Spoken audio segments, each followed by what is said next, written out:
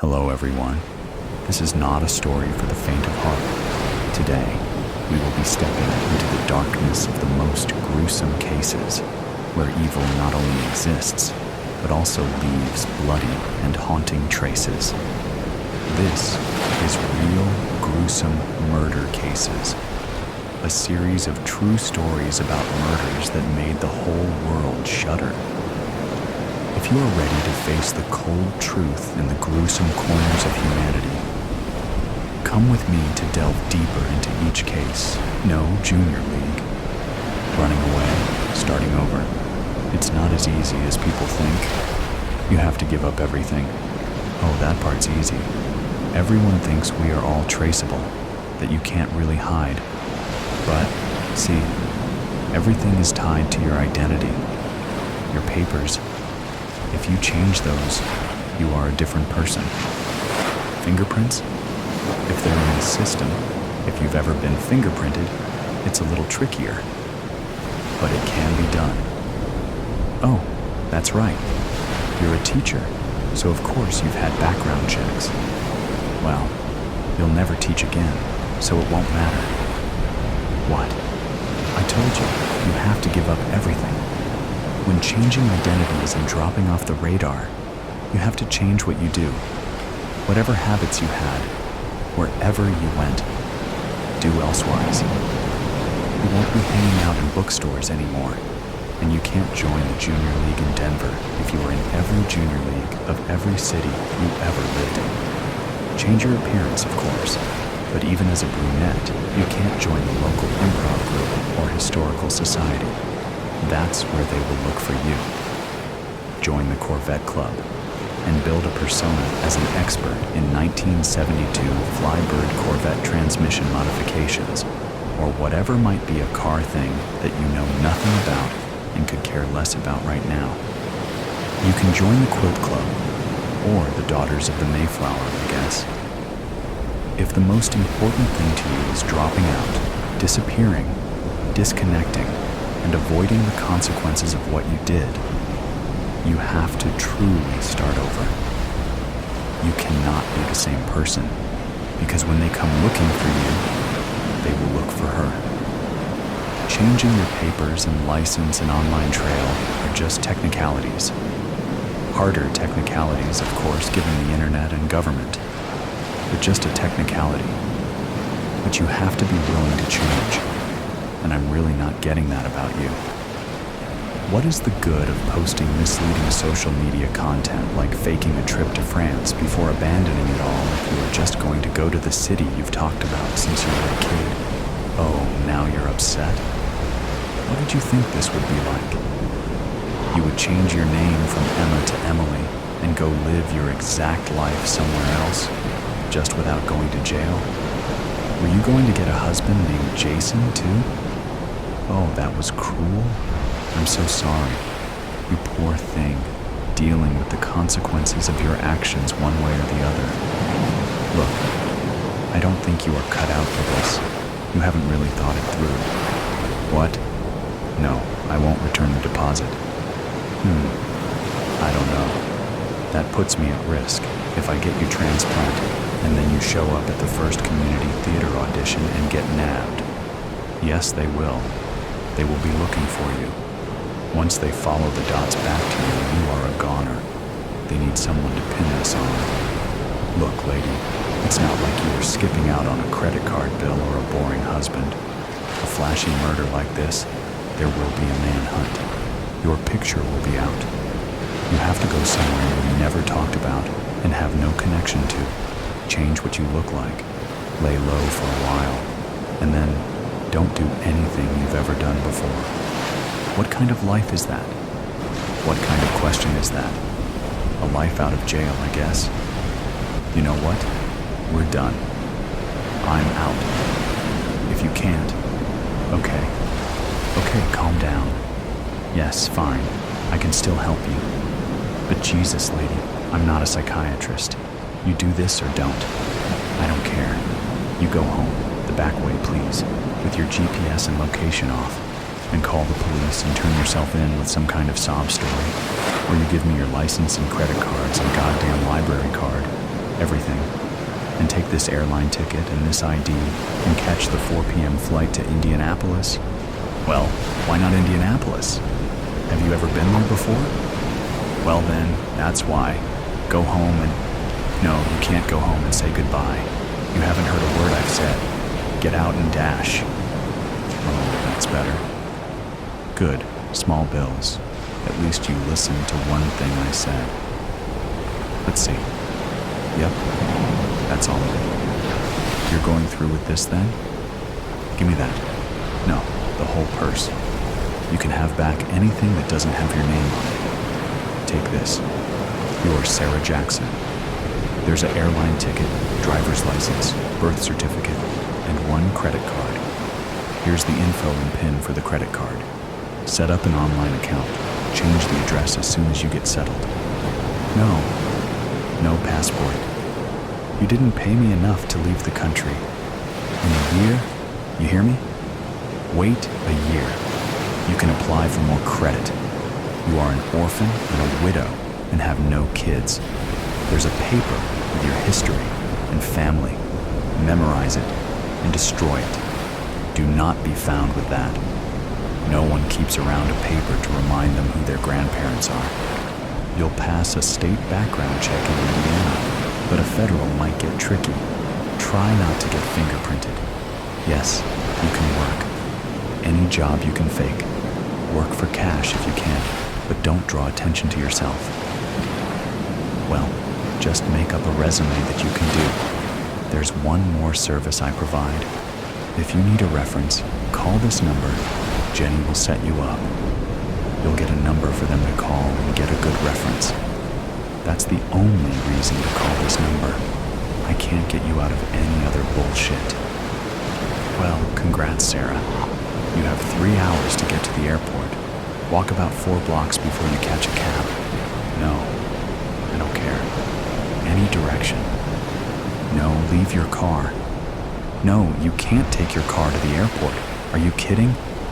They find your car, check cameras and manifests, and it takes them about 5 minutes to figure out Indiana. No, we can't sell it for you. Get everything you need out of it now.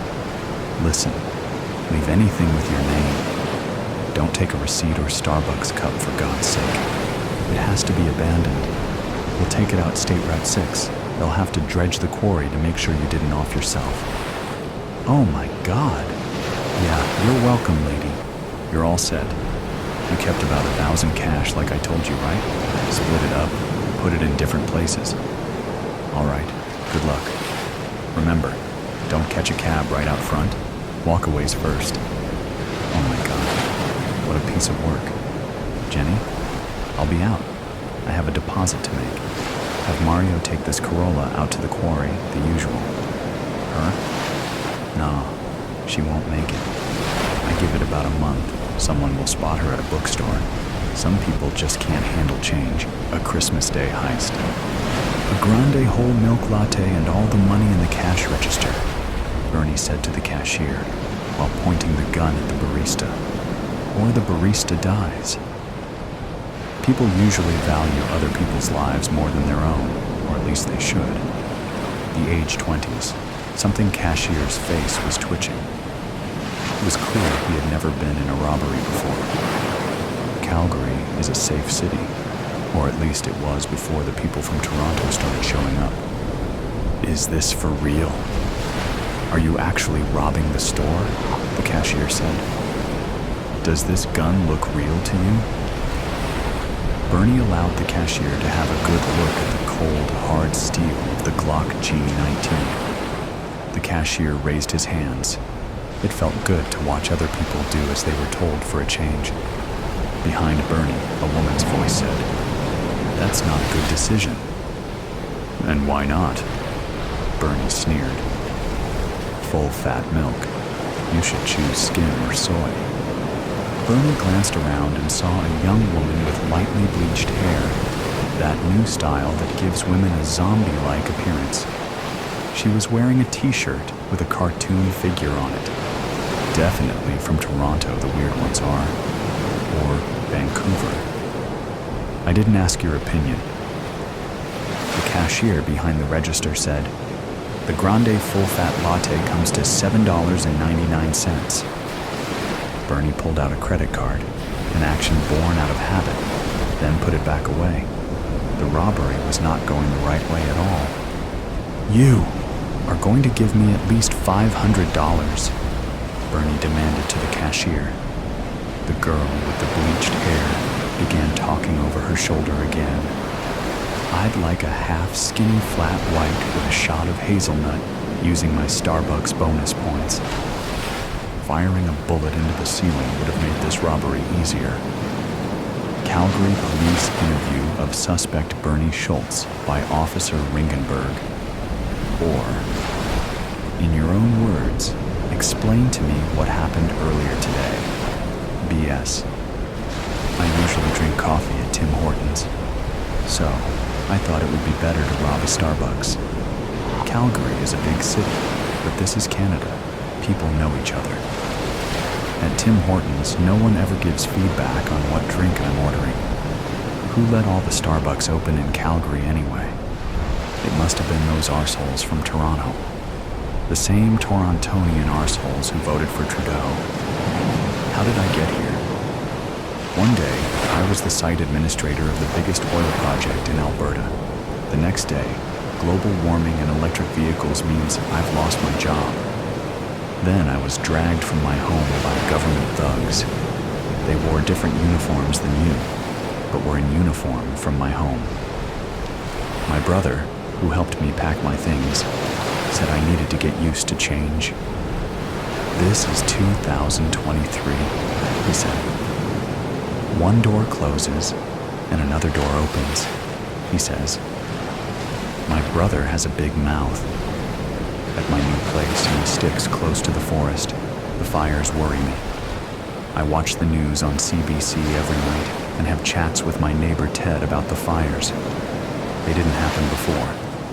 Not before Trudeau took over. Anyways, Ted says we need to fight the system.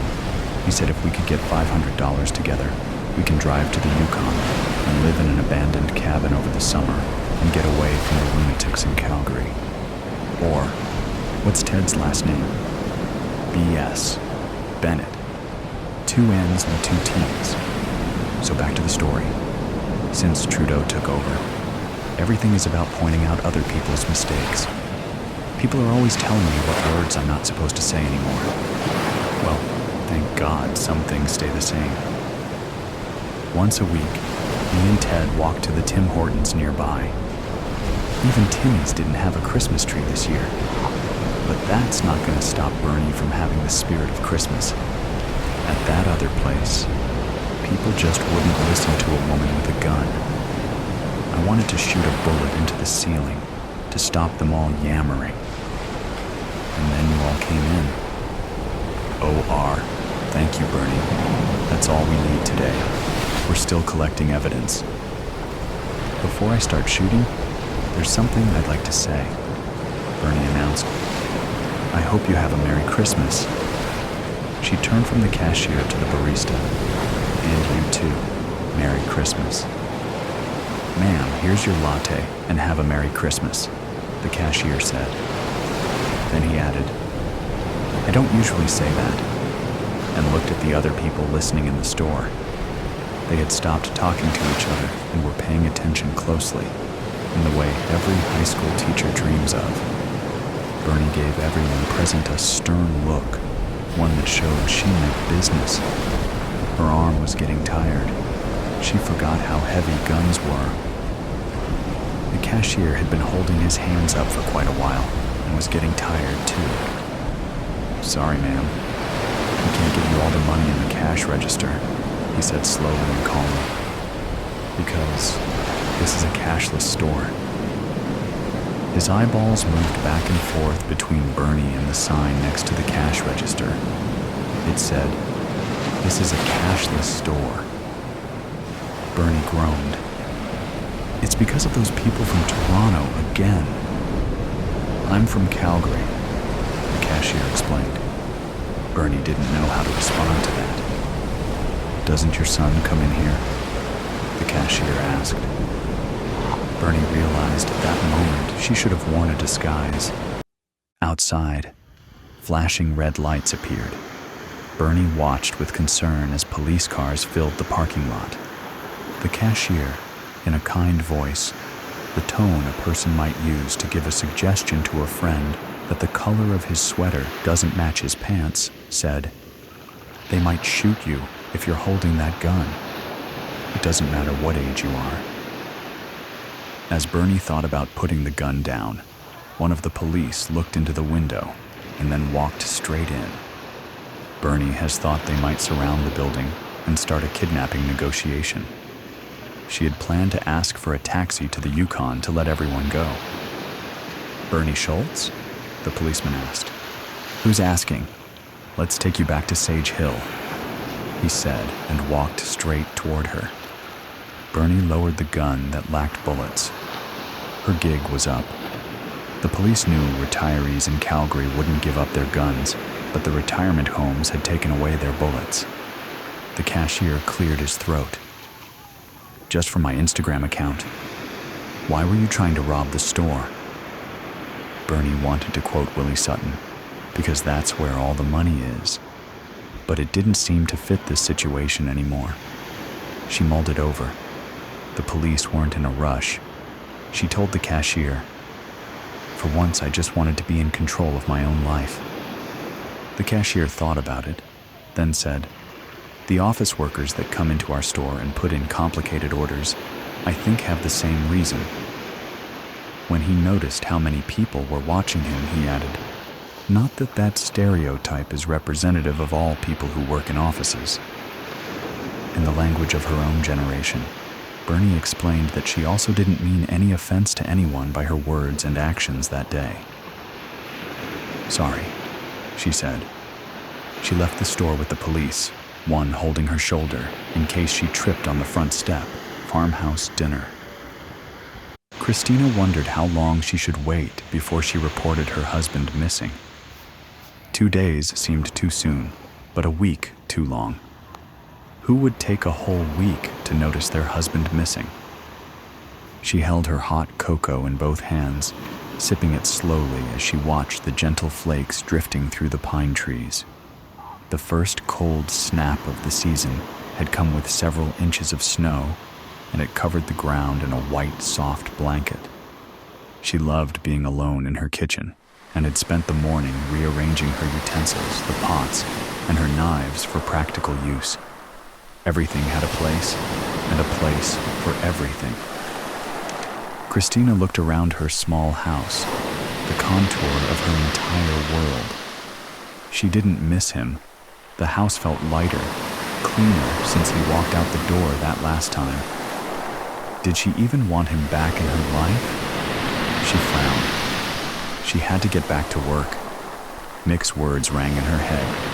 "Stop standing, get working." Mick couldn't abide her standing still. Everyone and everything on the farm had to have a use. Mick, of course, accepted. He could sit around and drink, complaining the world had it in for him. She put on Mick's thick flannel jacket, much better than her own, only slightly too large, and checked on the chickens, tossing seeds to them, then the few sheep, all safe in the barn. She looked around at what needed fixing, potential improvements. New opportunities for the old equipment clicked through her mind, adding to the long list. She lifted a bale of hay high to drop in the feed chute. The years of farm labor had made her body strong. Once back inside, she looked in the refrigerator.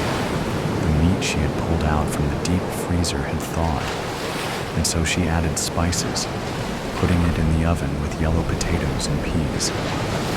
She wiped the clean, pristine counter, then looked around at the sparkling kitchen, frowning at the lingering cigarette smoke smell, still recognizable underneath the pine sol she had dosed the room with. It had been 3 days since Mick had walked out of the door, and that seemed about right. She sat down at the kitchen table in front of the phone on the wall, smoothed her faded blue gingham dress as if they could see her, then called the police. "My husband Mick is missing," she said, surprised at the real tears rolling down her cheek. She did miss Mick, his warm body and his gentle laugh. She missed him like she missed being a little girl when she would wear pretty dresses, dreamt of a prince to marry, and her future loomed bright on the horizon. Except those days were gone, just like Mick. What if they actually found him? She had new dreams now. Coffee, officers, or hot cocoa, maybe. Christina's voice met the officers as they walked into her warm kitchen, a powder of snowflakes on their dark uniform jackets. They introduced themselves as they came in. Detective Sergeant John Maloney. Tall and thick with a jaw like a dump truck, he stomped his feet on the stoop before ducking into the house. Behind him, slight and pretty, with her blonde hair pulled back tight in a bun, Officer Kelly Marks stepped inside. That's quite a road to get here. Lucky we had my 4x4 Bronco. Your little Jap car would have never made it through. D.S. Maloney's voice boomed in the small house, looking over at Officer Marks, who just grimaced at the repeated joke. Thanks. D.S. Maloney took a coffee, and Officer Marks took a hot cocoa with a grace he has. I speak English. So, you are Christina Santos, and you called about a missing person. A Mickey Mouse, maybe? D.S. Maloney laughed with both thick hands on his hips, his elbows waving, the international flags of asshole. D.S. Maloney snorted at his joke. Both women's eyes stayed on the floor. His name was Mick, Christina said in a low voice. Mick, your husband, has been missing. Officer Marks looked down at a small, pristine notebook. For 3 days. Yes. Christina wiped her eyes with her apron. Mick went out, said he wanted to get something from town, but his truck is still here. Sometimes he goes to a neighbor's house, or the bar in town. Oh, I don't know. Christina clenched her apron over and over. Did you look for him, or call anyone? D.S. Maloney barked. I don't know who to call. I don't know his friends, other than the men at the Iron Door in town. I called the bar, but he wasn't there. Okay, do you have a description? Officer Marks held her pen at the ready. We can call the local hospitals, other police stations to see if he's turned up. Well, he's a bit taller than me, has dark hair and thicker. She put her arms out, forming a large belly. And his face? Christina squinted one eye closed and turned her face into a deep scowl. Oh. Officer Marks turned away with a frown. Mean mug. Any idea where he could be? D.S. Maloney looked in a cupboard, as if the missing man had been put with the canned peaches instead of the tins of sardines. Maybe he was walking in the forest, chasing a dog or a deer, and he fell and broke his leg. Christina mimed her leg collapsing, hopping, and then, in the snow, she wrapped her arms around herself and shivered. Or a wolf got him. Her strong hands turned into a biting wolf, attacking Officer Marks's arm, who leapt back from the snarling, yapping fingers. But most likely, he'd just run off, tired of me. Christina's chin fell into her chest. D.S. Maloney and Officer Marks caught each other's eyes. I'll check outside. You look around in here. D.S. Maloney leaned into Christina's face. It's okay we look around, right? Nothing to hide? Officer Marks meandered through the house, rubbing her finger on a shelf and then looking at her dustless glove. She opened a tall door in the kitchen, then her eyes went wide. She pulled a broom out of the closet. What's this? D.S. Maloney walked back in. The new snow covered any possible evidence. I found the meat freezer. You're well stocked for the winter, so that's good. I didn't see much else. Officer Marks held up a well-used broom with dark red coloring on the end of the handle. My broom, Christina offered. Is this blood? D.S. Maloney took the broom, his eyes blazing. Sometimes. Christina's hands squeezed her apron against sharing her secret shame. Mick used that if the kitchen wasn't clean enough. Officer Marks looked around the kitchen with her eyes raised. We're going to test this for blood. You want to change your story? No, you can see. Christina pulled her hair back to show a gash, dried blood still dotting the wound. I cleaned up the rest. She collapsed in a chair. Mick used to be helpful, but we lost so many sheep with the scrapie outbreak. Then with his drinking, I wasn't allowed to leave, just work the farm.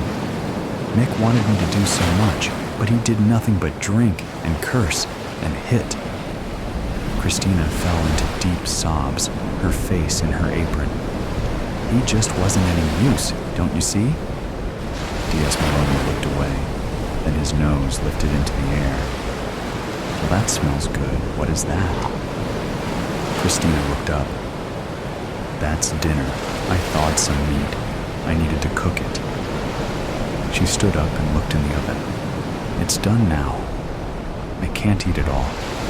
I had hoped Mick would come home for dinner, but... Christina pulled a long roast out of the oven, the meat pulling back from the bone. Rosemary and thyme filled the kitchen with the aromas from the well-cooked meat. Do you want some? We can't let anything go to waste on a farm. D.S. Maloney looked at Christina, his eyes narrowed, and then smiled. Heck yeah, I'm starving. Sitting at the table, he had a large napkin tucked into his shirt collar, a knife in one hand, a fork in the other. We can't do any more searching now. It is too dark and cold. He belched, loudly. This is real good, by the way. I have an idea. He pointed his fork at Officer Marks. Back at the station you call around, hospitals, other police stations. I bet he's in someone's drunk tank sleeping off a bender. Good idea, sir. Officer Marks's eyes swept the ceiling before turning to Christina. I thought this would be lamb, since you have a sheep farm. But it is something different. Christina looked up. Her mouth dropped open before she clenched her teeth. Pig, she muttered. A little tough, but pretty good, I agree. She stood up and went to her refrigerator. I have more. She pulled out several bundles and rolled and taped butcher paper. Here is some ground meat. I can't use it all. You should take it. D.S. Maloney pulled off his napkin as he stood up and took the packages. We'll contact you when we have anything further. He nodded and left the kitchen. Officer Marks jumped up to follow D.S. Maloney outside. Sir, there was obviously a fight in that kitchen.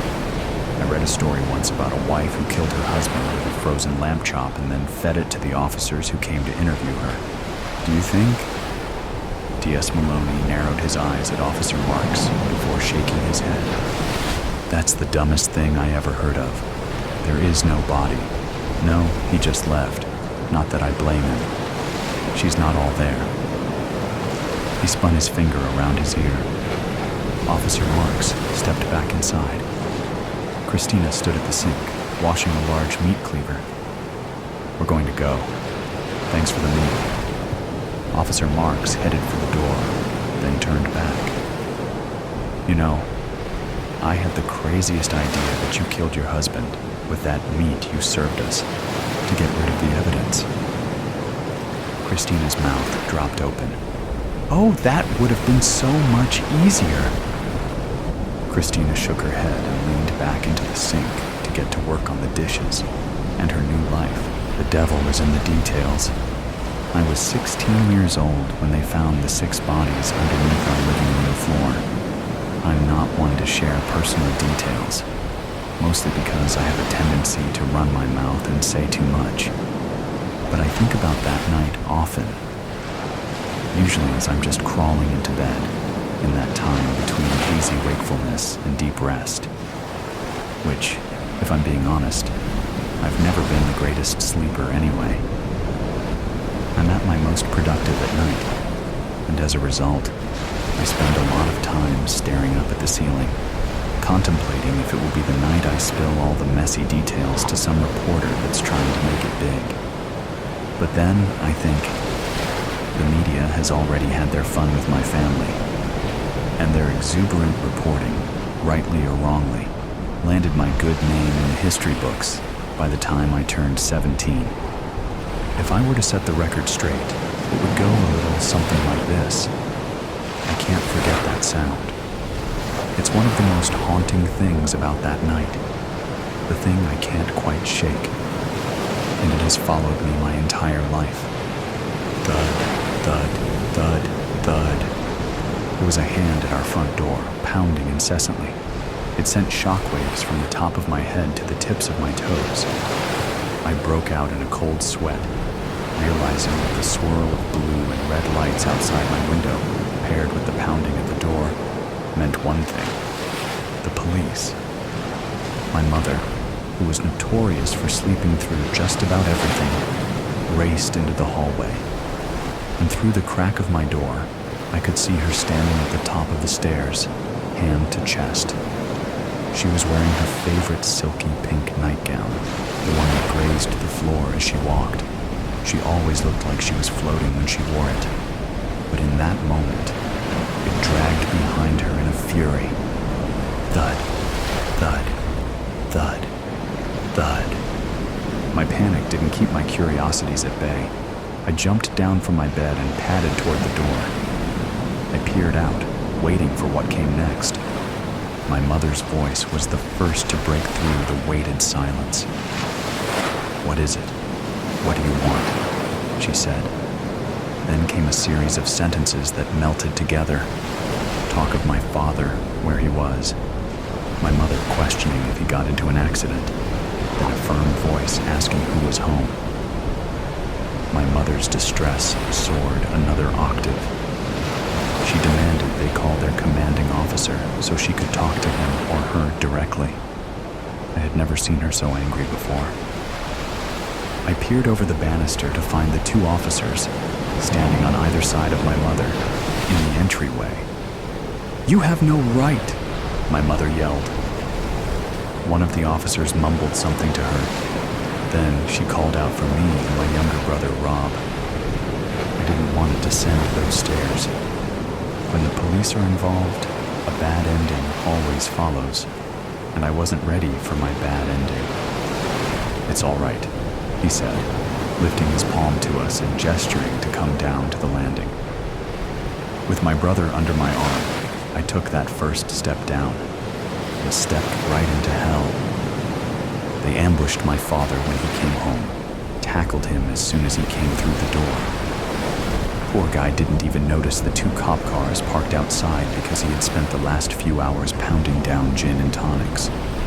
While Robbie was watching TV in the living room, I snuck around the corner, walked down the hallway, and positioned myself outside the kitchen door. For some reason, the police thought the best place to question him was where we ate our food. "Tell me where the bodies are, Jimmy," one of the officers said. "I don't know," my father replied, but his voice betrayed him. He couldn't hide his shakiness. A grumble of incoherent words, then, more clearly, "Do you even have a warrant to be here?" My mother. She had watched one too many Law and Order episodes over the years. "It's a reasonable search, probable cause," said the other officer, his voice much deeper. "Don't need one when you pose an imminent threat to our community. You know me. You know my family," my father said, his voice fumbling on the word family. "For God's sake," my mother yelled. "Don't say another word, James. We need our lawyer here." "Jimmy, we all know the kind of work you do, and considering the circumstances, I can't look the other way just because we're friends." My father was a scientist. That's what I told people who couldn't wrap their head around the industry jargon. But to those who really knew him and his work at the university, He was an expert in forensic and human sciences, criminal forensics, if we are being precise. He spent his days teaching people about chemical compounds, cleaning and evaluating dead bodies, and the proper techniques to preserve evidence. He was a brilliant man and an extraordinary teacher. I would know. I'm his kid, and he taught me everything. But if anyone knew how to get rid of a body, it was him. In the last 12 months, 7 university students had gone missing, 4 of which were directly enrolled in his graduate forensic seminar. The same faces that flashed across the nightly news had been in our home. They spent time on our front porch. They tossed back a beer or wine while discussing local crime scenes. They ate at our dinner table, studied in the hammock hanging between 2 willow trees in our backyard. He was even seen chumming it up with students at happy hours. If it wasn't clear already, my father loved his students, adored them, actually, to the point where he treated them like his own children, even though they weren't.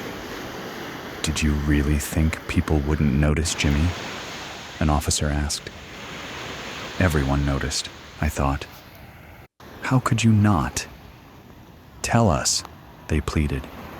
"It's time," they said. "Where are they? We have to bring them home. You don't need to hold this secret anymore, Jimmy." I have to admit that even though it's been 20 years since that night, their certainty in that moment still makes my blood boil. They had such confidence in their accusation and so little to show in the way of proof.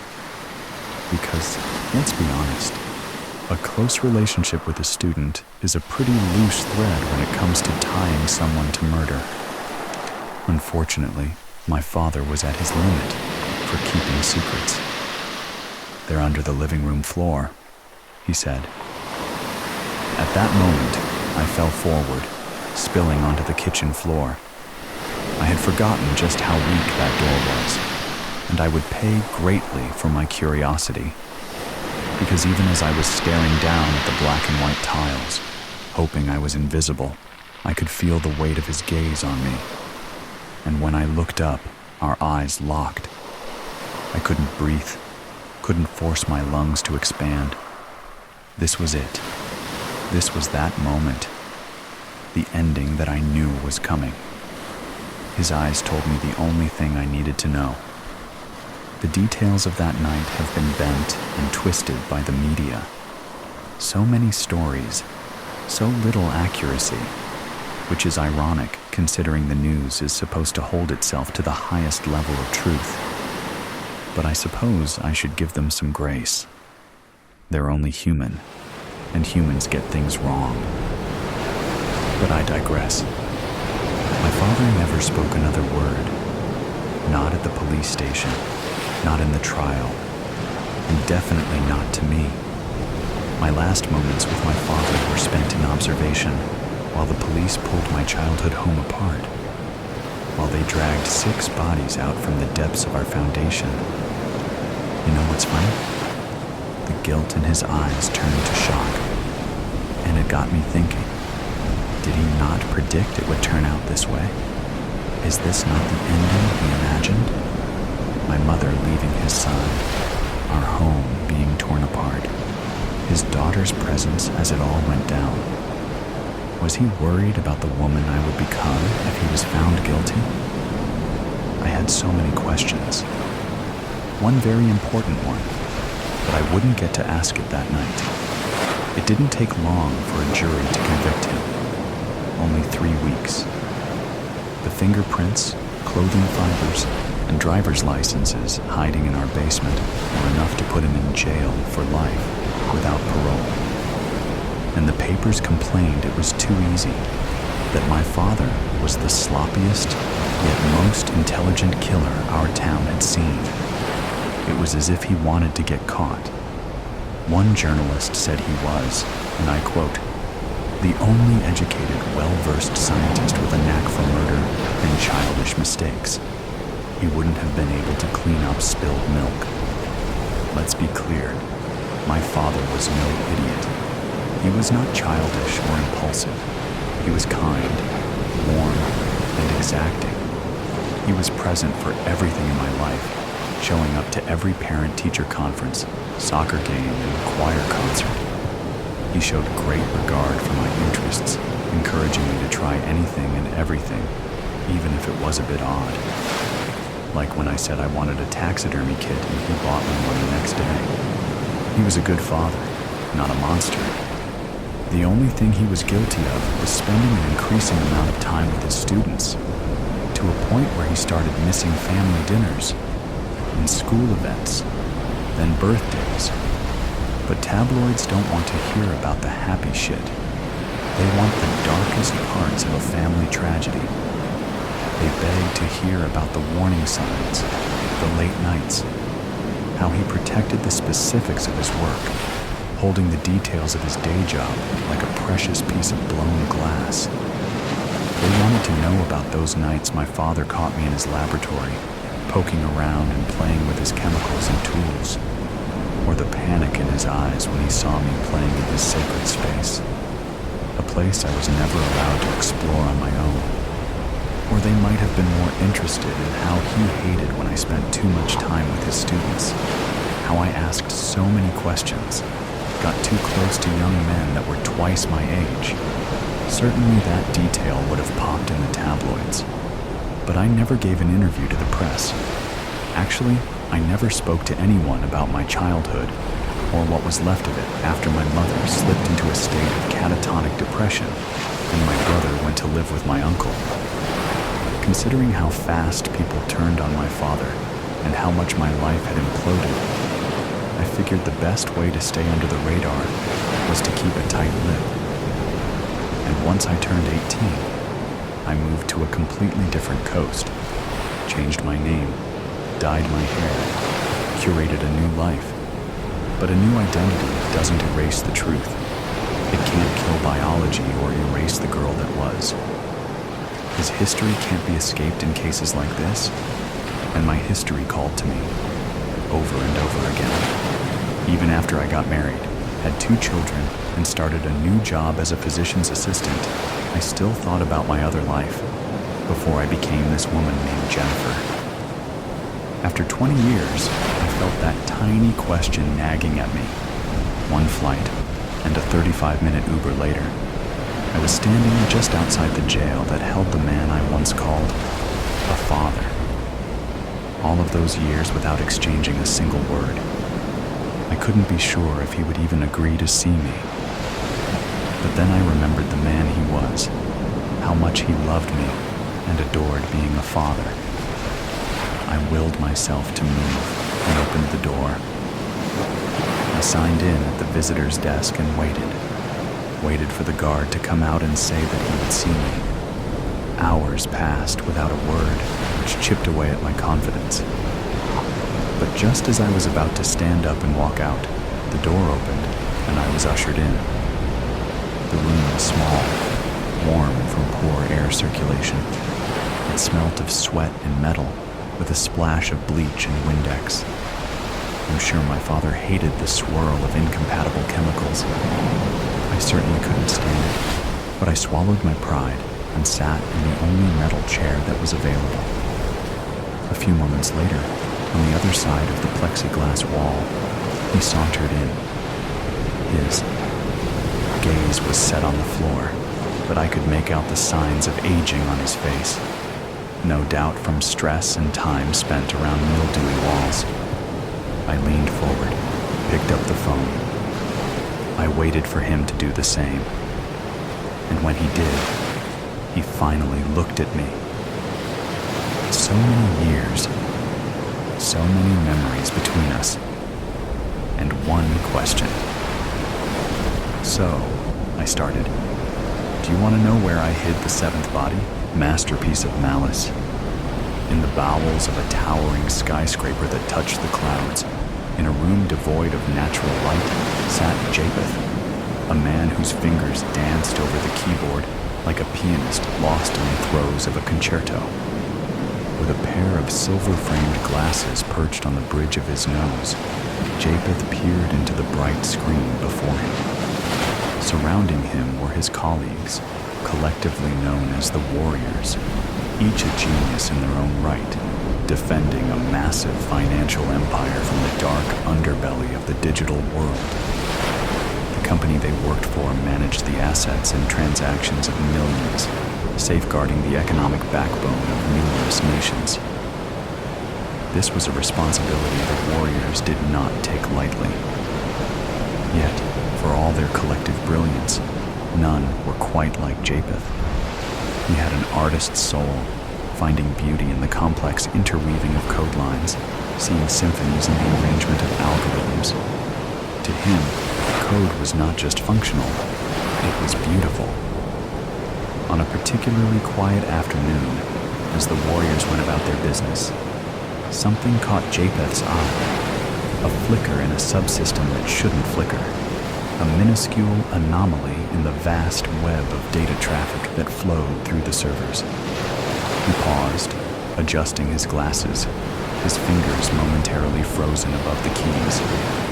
Then, with a flurry of keystrokes, he isolated the section of code responsible for the irregularity.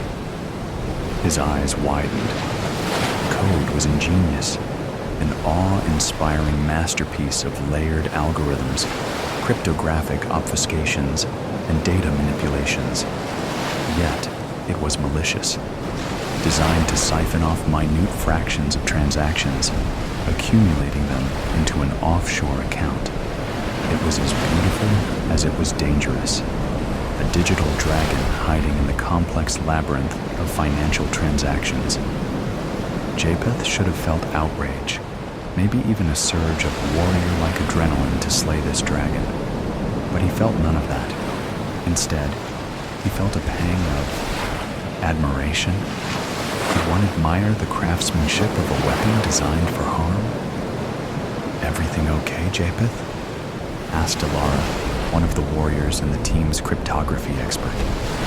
She had an intuitive sense when something was amiss. "I've found something," he said cautiously. "Something extraordinary, but malevolent." Alara rolled her chair over to Japheth's terminal and scanned the displayed code. Her eyes narrowed. "This is the most advanced piece of malware I've ever seen.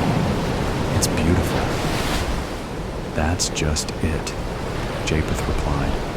"It's too beautiful to simply exterminate. This code, the dragon, let's call it, is like a rare species discovered in the wild. It's incredible, Alara. It feels wrong to simply destroy it." She looked at him, understanding the conflict that stirred in his soul. "Japheth, it's stealing from people." I know," he cut her off. "I'm not saying we let it continue. I'm saying, can we convert it? Use its elegance for something good?" Alara sighed. "That's risky, and you know it. Besides, we'd need to trace it back to its source, figure out its origin." Japheth looked back at the screen, contemplating. The dragon had probably accumulated a small fortune by now, sitting in an account somewhere, untouchable. In an odd way, the dragon was the epitome of the greed and avarice their financial institution sometimes perpetuated. Could they use it as a force for good? Suddenly, an idea dawned on him. What if they could repurpose the dragon to serve the public good while catching the original creator red-handed? What if they could turn this artwork of maliciousness into a masterpiece of justice? The dragon was a dilemma, a moral and aesthetic quandary. It was the epitome of what Japheth loved and loathed about his work. Beautiful code used for ugly deeds. He looked at Alara, resolve solidifying in his eyes. "We have to try. If we don't, we're just as bad as the person who created it." She met his gaze and nodded. "All right, let's cage the dragon and see if we can turn it into a guardian angel." As Japheth's fingers returned to the keyboard, he felt a renewed sense of purpose. He was a warrior, yes, but also a coder, an artist at heart. And artists don't destroy art, they transform it. He began the arduous process of dissecting the dragon, peeling back layers of code as if they were scales, seeking to understand its fiery breath and its majestic wings.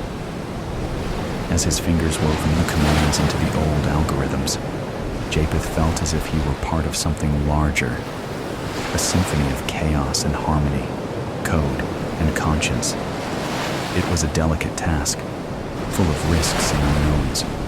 But if it worked, they would not only have thwarted one of the most sophisticated financial crimes in history, but they would have also transformed a weapon of greed into a tool of justice.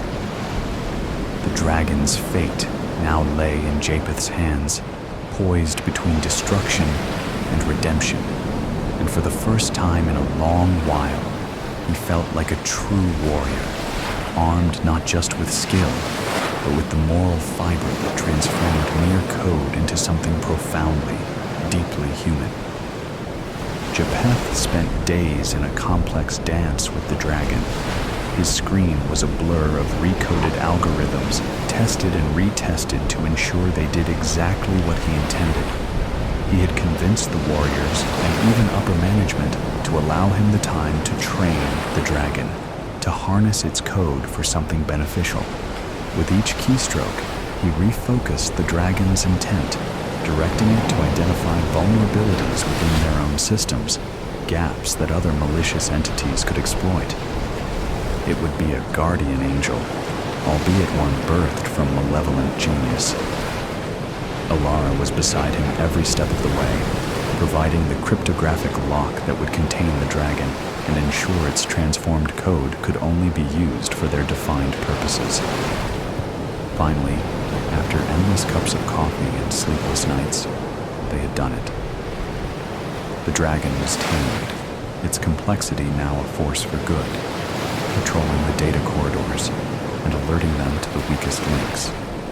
It was the network's newfound guardian, designed to protect rather than plunder. Still, there was the matter of the dragon's creator. Despite their efforts to trace back the malware's steps, the person behind it remained elusive, a ghost in the machine. Funds that were diverted remained in limbo, untraceable and untouchable, hidden away through a complex web of cryptocurrency transactions and offshore accounts. Whoever had made this was not only skilled, but exceedingly careful. They left no trace, no signature, nothing that gave away their identity. "I can't believe we can't find him," Alara said, frustration lacing her words as they looked at the final report. The dragon was a piece of genius, but it's as if it sprang into existence out of nowhere. Japheth nodded, equally puzzled and annoyed. He wanted to meet the person who could conceive such a masterpiece, understand what drove them to use such brilliance for nefarious purposes. Some artists prefer anonymity, their work speaking for them, he mused. Yeah, but this is one artist who deserves to be behind bars, Alara added. Weeks passed, and the transformed dragon proved invaluable. It flagged 3 potential vulnerabilities within the first month, each of which could have led to catastrophic breaches. It was a win for the warriors, and yet a sense of incompleteness nagged at Japheth. Then one day, as he sifted through flagged data, he saw it, a message hidden deep within layers of encryption, appearing as an anomaly within an anomaly. It was the equivalent of a digital whisper, something so subtle it could easily be overlooked. But it wasn't overlooked, not by Japheth. The message read, "A dragon's nature is to be free. Yet, you've caged it, transformed it. Interesting. It's not often one finds a worthy opponent." Japheth felt a shiver run down his spine. The creator knew. He wanted to reply, to communicate with this enigmatic entity. But as quickly as the message had appeared, it was gone, swallowed up by the digital ether. A one-time anomaly, that their systems could not trace. "He knows we changed it," Japheth said to Alara, recounting the discovery. "And he respects it in his own twisted way." "Or he's mocking us because we couldn't catch him," she countered. "Maybe it's both," Japheth mused. The dragon's creator remained elusive, but his creation now served a noble purpose. Japheth often wondered if they would ever cross paths again in some future dance of code and intent. He took off his glasses, rubbing the bridge of his nose, pondering the complexities of human nature and the even more complex realm of ethical code. They had won a battle, but not the war. The dragon was tamed, but its creator still lurked in the shadows of cyberspace. As he looked at his screen, at the elegant lines of code that now served to protect rather than harm, Japheth felt both accomplishment and a strange sense of gratitude. For it was in the depths of the dragon's malevolent beauty that he found an opponent worthy of his skill, a complex riddle to solve, and, most importantly, a way to transform something harmful into something good. His eyes moved to the flickering cursor, an ever-present reminder that every end is also a beginning. The world of code was vast and filled with both demons and angels, but for now, the dragon was one of the angels. And so, in the company of warriors, with the shadow of an elusive adversary stretching from some unknown corner of the internet, Japheth continued to seek the beauty in code, forever vigilant, forever in awe of the dual nature of his digital world, the bullet that Esther stopped. I shot Papa square in the heart, but he didn't die. That damn Bible he carried with him saved his life. I was considerable lucky that Papa had his axe at hand and that he kept it sharp. I picked it up. It was a heavy thing, so I swung with all my might and put it right through his head. Seeing his brains made me throw up. I moved away so it wouldn't get on Papa. That would be disrespectful. Papa was a big man. I couldn't bury him like that, so I started chopping off his arms and legs with the axe. I was down to the right leg when Sheriff Culverson showed up. Wouldn't you know it? He came to arrest Papa for stealing a couple of old Lady Renner's chickens. Papa didn't have to worry about that now. Hell, he didn't have to worry about the drought or where his next bottle would come from either. I reckon I did him a favor, saving him from all that worry. Sheriff Culverson looked at me and looked at Papa. I done threw up again, so the smell was something terrible in the vicinity. I looked at the sheriff. He was a-shaking his head and had a sad look on his face. I reckon he didn't want to take a 19-year-old girl to jail. Especially me, seeing as how I was his daughter's best friend. Maybe he'll let Cassie visit me in jail. The jailhouse only had the one cell. That door clanking behind me sounded like what Mama would call ominous. I kinda know what that means by the words around it. Corn-tex, I think they call it. I would know a lot more if Papa would have let me go to school. He said girls don't need school. They need to learn how to cook and to clean and to please their man.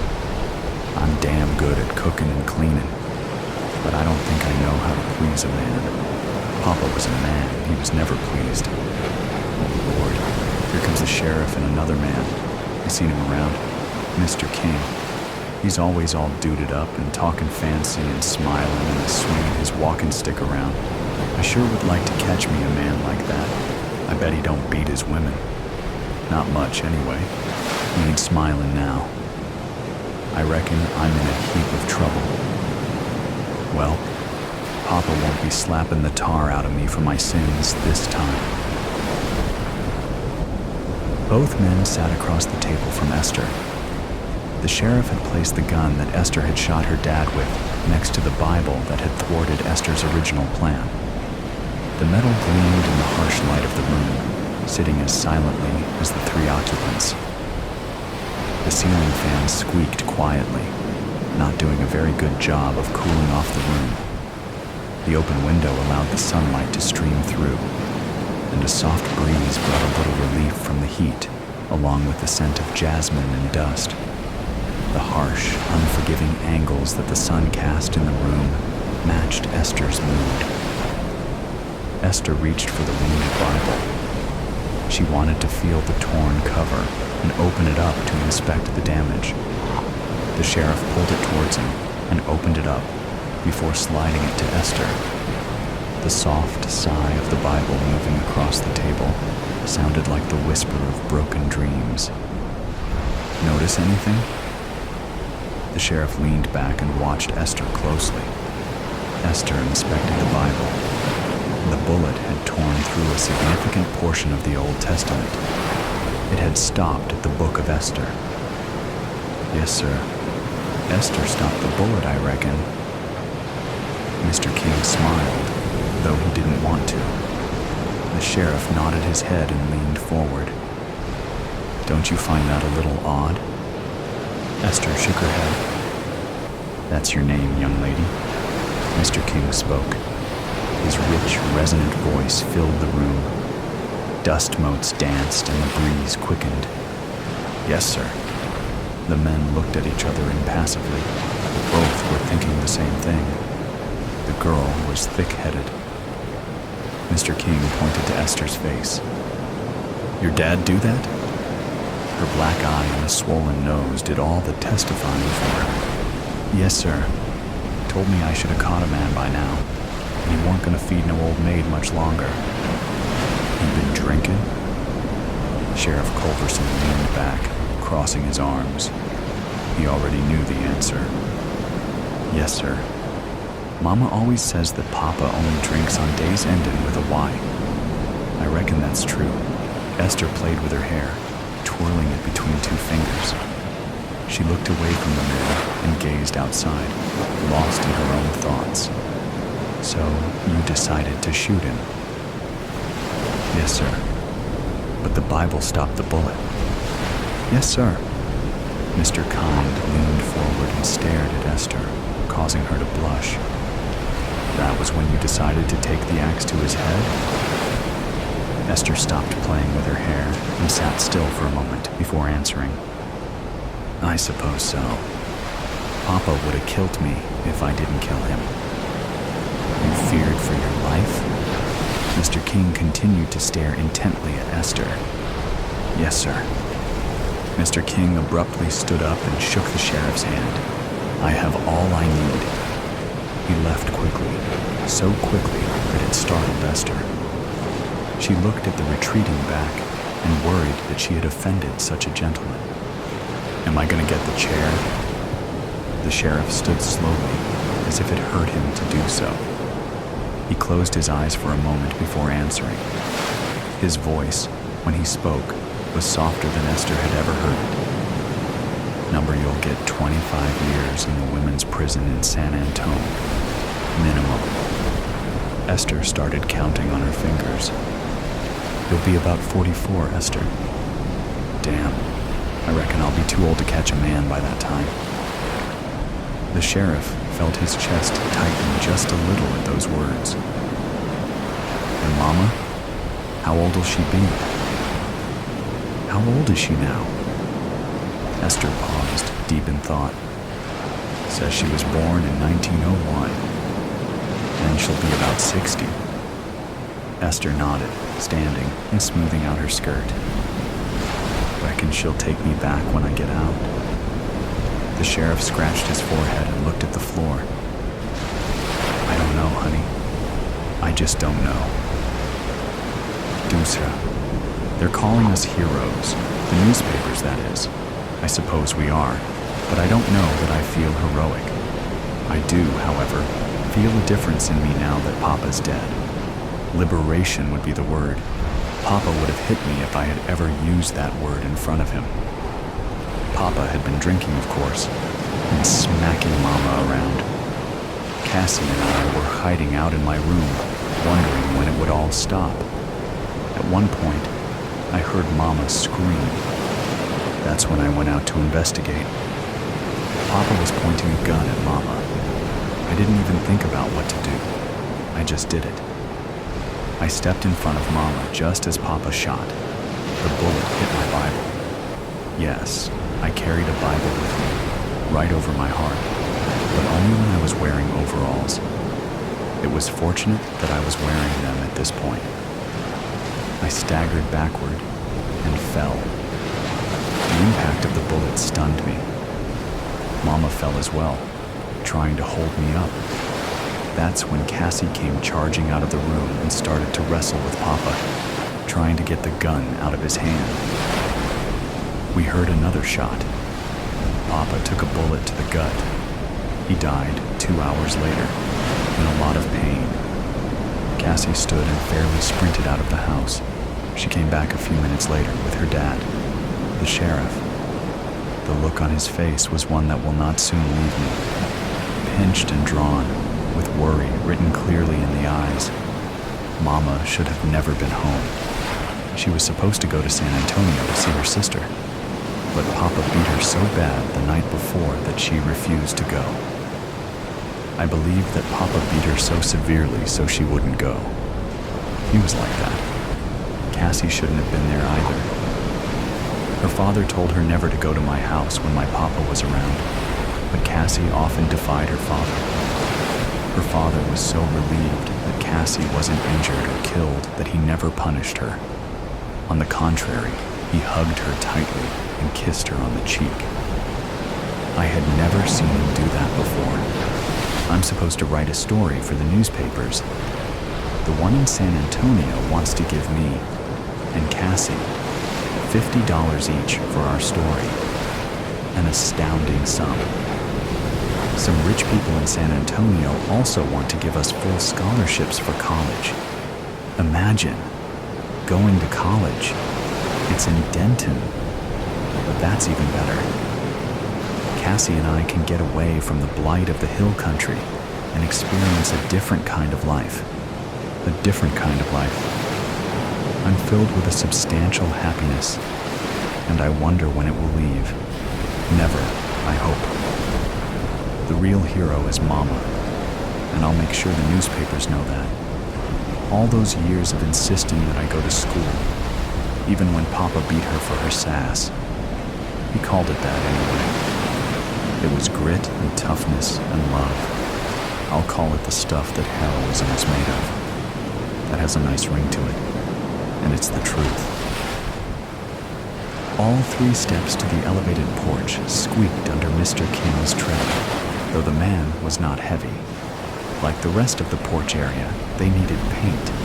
Rusted nail heads poked out of the wood, loosened by years of neglect and hill country weather. The evening was soon to turn into dusk. Just spoke to the judge. Cassie ain't to be charged. He said she did us all a favor by shooting that man. Sheriff Culverson didn't show it, but a wave of relief flooded his body. He relaxed a little and felt his breath coming easier. Mr. King sat down and lit a cigar, offering one to the sheriff. Both men took some time to light their cigars, ensuring that they had a proper draw. This was not a task, but a ritual, and it was not to be taken lightly. The sheriff went inside his house and returned in a few moments, bearing a bottle of whiskey and 2 small tumblers. Each man filled their glass to the amount desired and sipped. Mr. King grimaced at the first sip, then took a second, larger sip. I reckon she did us all a favor, sure, but it was an accident.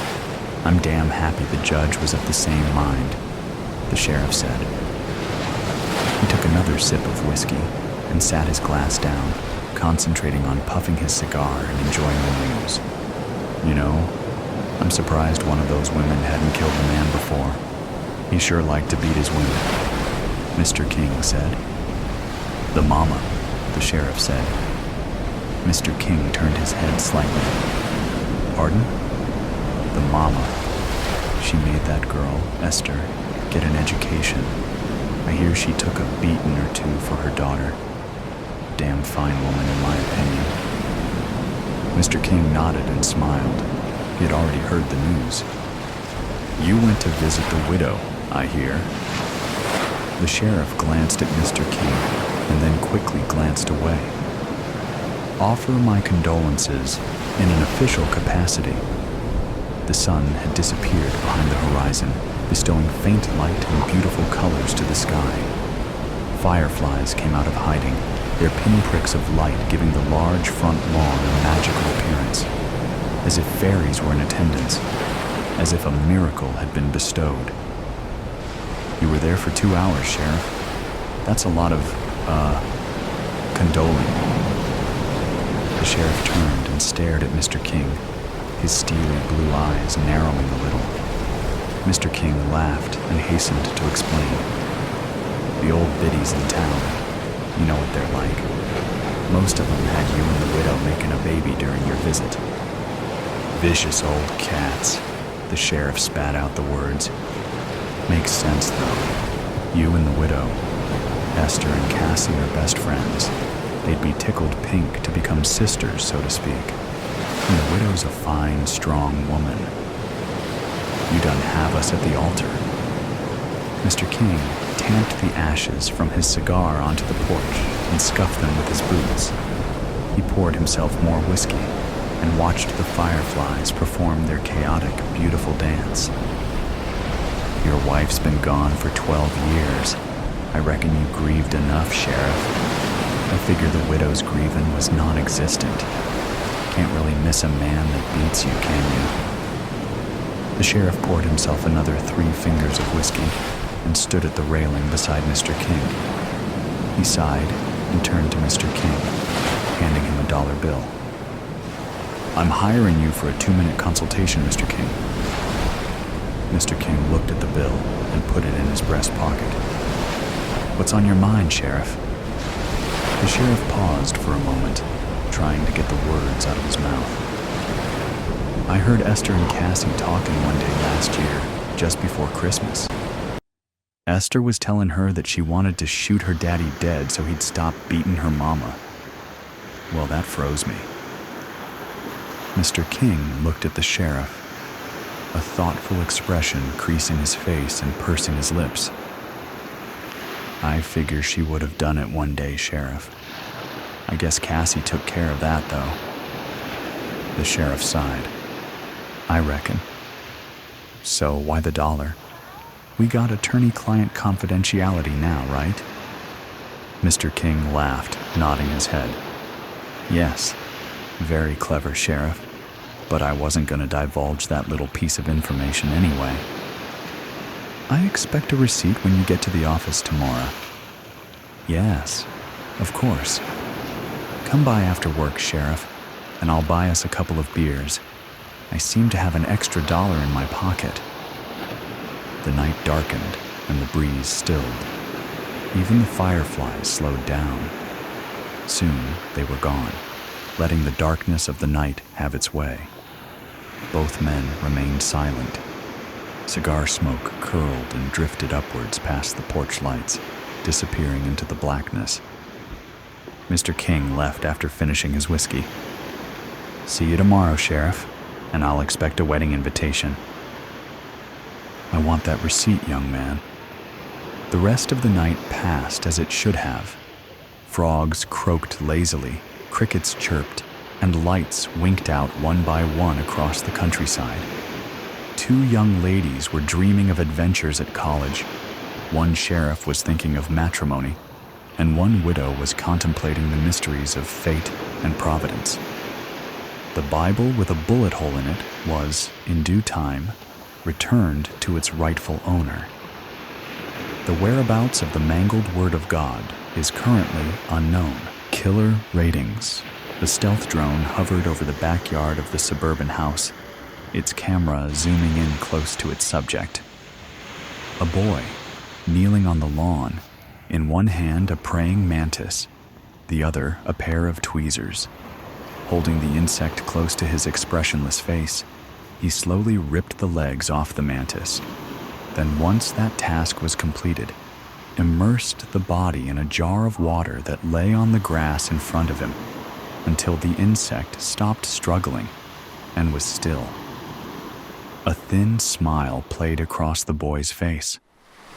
"Hey, Dave," Richie called out across the bustling studio of Hitchcock Media Enterprises. "Come take a look at this. Think we have a future winner here."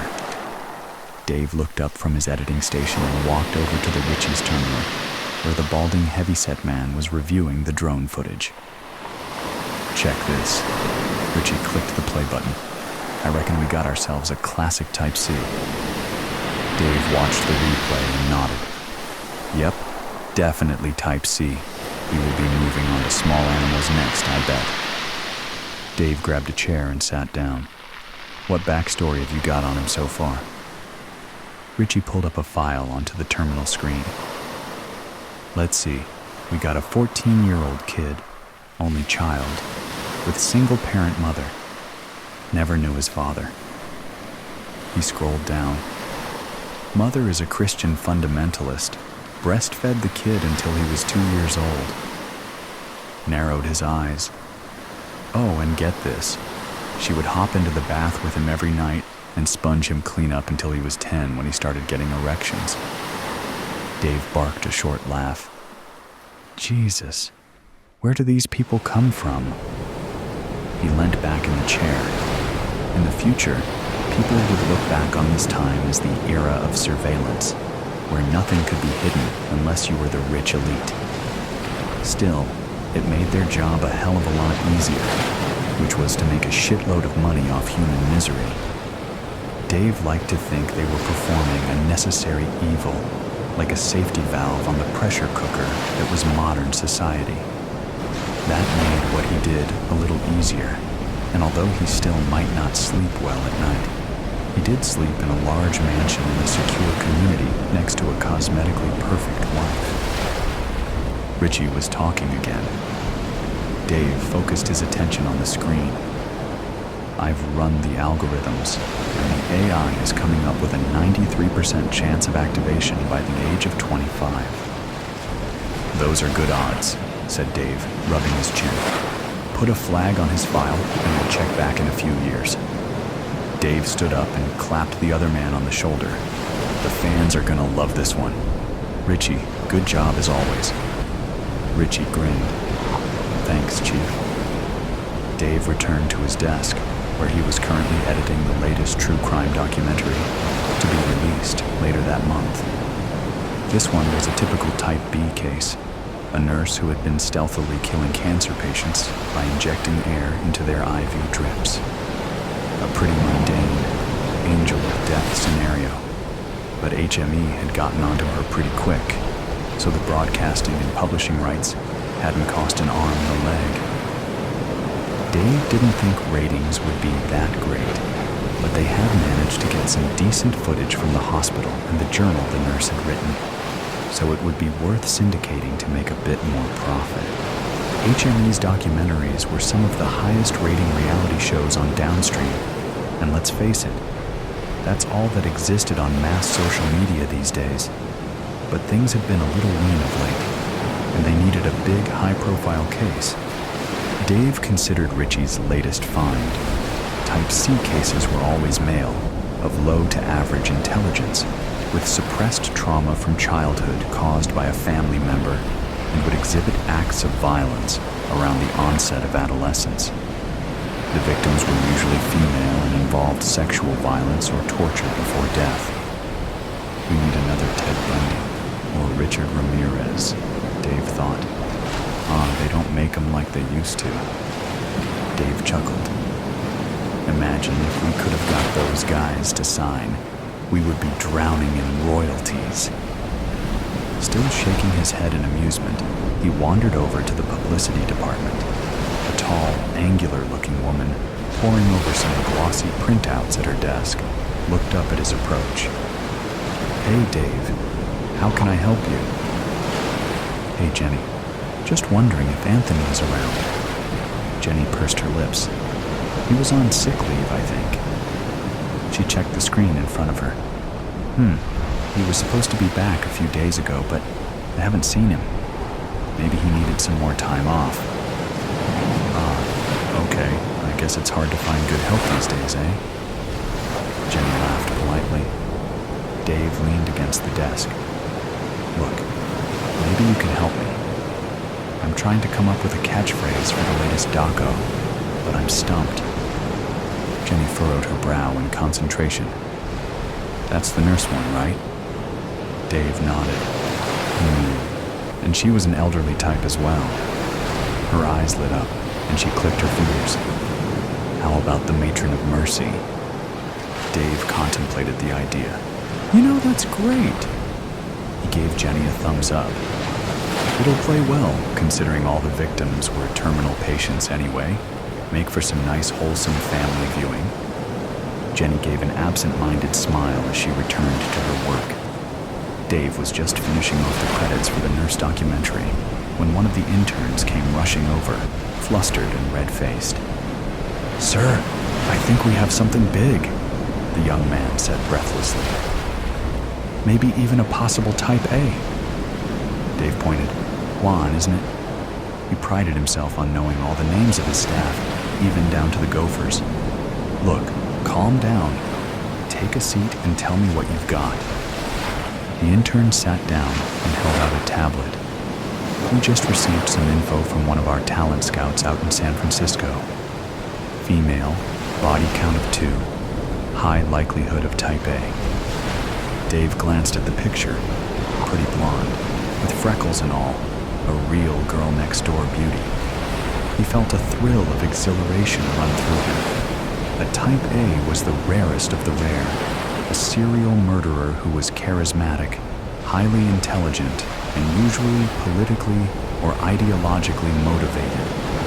They were also the most difficult ones to get to sign on the dotted line. Okay, I'm gonna need more details here. Juan read from the screen in his hand.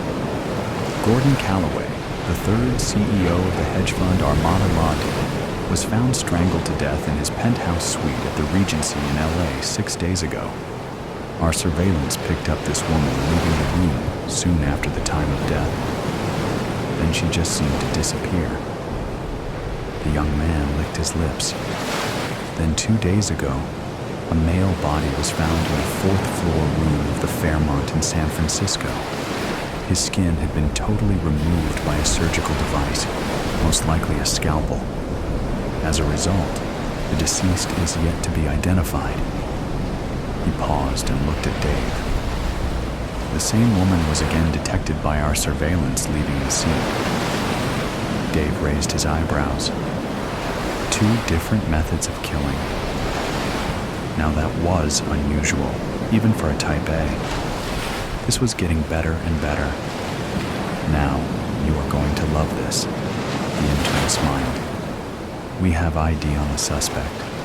Her name is Samantha Bronte, 21 years old and currently studying a master's degree in criminology and comp science at New York University. Dave opened his mouth to speak, but Juan held up his hand. And this is the clincher. Her parents were the last victims of one Simon Peters. Dave felt his jaw drop. Simon Peters, aka the Cuckold Strangler. His doco from 4 years ago was one of the highest rating of all time. Jesus Christ, this is insane. Hey, Richie, he yelled out. Get over here pronto. What is it? Richie asked, eyes gleaming. He could tell when something good was going on. Simon Peters, give us a recap. Okay. So his MO was prowling the motor inns of West Florida, where he would stalk and choose his victims, always middle-class couples. Richie scratched his cheek thoughtfully. He would break into their room early in the morning, tie the couple up at gunpoint, rape and strangle the woman in front of her partner, then slit the guy's throat with a hunting knife. He did us a big favor as well by recording the last 2 murders with his phone. Richie looked down at his hands. Of course, we couldn't use such explicit footage for our feature, but somehow, he winked at Dave. Somehow the footage made its way to the dark web, and the notoriety of that boosted our ratings tenfold. Dave let out a breath. There must be some connection here, but that's not important right now. We need to track this Samantha down, and fast. Dave and Richie exchanged knowing looks. "This is big," Dave said. "Possibly the biggest thing we've ever seen." A notification pinged on Juan's tablet, and he gasped out loud. "What is it?" Dave queried sharply. The intern looked up. "We have just detected the suspect arriving at North Vegas Airport, and from her credit card records, she has booked a room at the MGM Grande for tonight." Dave felt the hairs on his arms stand up. "All right, I'm going to take care of this one personally. We can't afford to lose this. Gonna pack an overnight bag and take our private Gulfstream to Vegas ASAP. Should be there in under 2 hours." He pointed at Richie. "Organize a car for me and alert everyone that it's all hands on deck." Richie nodded briskly. "Will do. And good luck, Dave."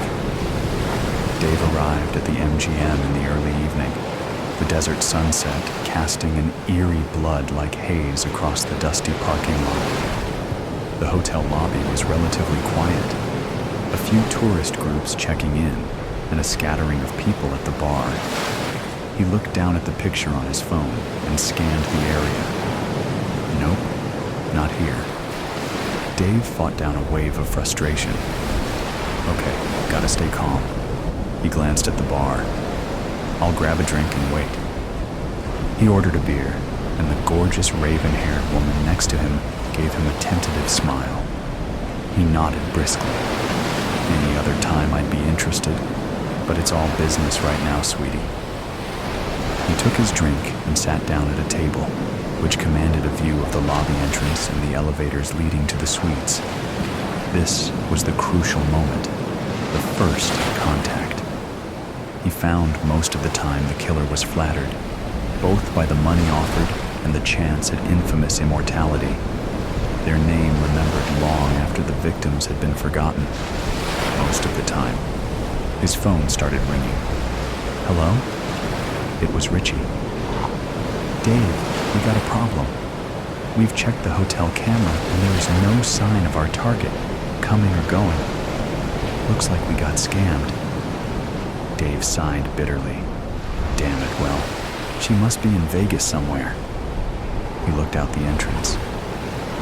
It was dark now, with the first stars appearing in the velvet night. "Look, I'm gonna stay here for a while. Keep your eyes and ears open and let me know if anything develops." "Roger that," Richie replied. Dave sighed again. Might as well get another beer. The dark-haired lady was still at the bar, a few whiskeys in by the looks of the glasses in front of her. She looked at him from under lowered eyelids. "I was watching you. Looks like you've been stood up." Dave flashed a wry grin. "Yeah, you could say that." A faint smile. "Me too. I don't think my date is turning up." She gave him a sultry glance. "Look, I have a room here and a bottle of sparkling on ice waiting for me. Want to come up and have a nightcap?" Dave chuckled. "Still got it." "Sure, why not? Maybe we can salvage something out of this shitty situation." Her room was on the 12th floor with an impressive view of the Strip. As she was closing the door behind them, Dave asked, "Hey, I didn't catch your name?" "Oh, how rude of me. It's Samantha," she replied briefly, just as he felt a sharp pinprick, and then everything went black. He awoke groggily, unable to move. After a quick assessment, he realized that was because his hands and feet were restrained with zip ties, and he was lying on a bed with duct tape holding him down. "Awake now, my little Dave?" The woman was standing beside the bed, gently caressing his arm. He shivered with a frisson of fear. "You're Samantha Bronte?" he demanded with wide eyes. "And how do you know my name?" Samantha smiled sardonically. "Oh, I know everything about you." She sat down on the edge of the bed. "You fell into my trap like such a good little boy." "But how?" Dave stammered. "You'd be surprised at what you can do with a degree in computer science." She continued stroking him with her fingernails. "Especially when you have HME's login details from a loyal employee." She took something from the bedside table and plopped it onto his chest with a sickening squelch. "I don't think your buddy Anthony is going to be coming back to work anytime soon." He gazed at the reddish-colored object with growing horror. Holy shit, it was his skin. It was Anthony's skin. Samantha dug her nails into his arm viciously.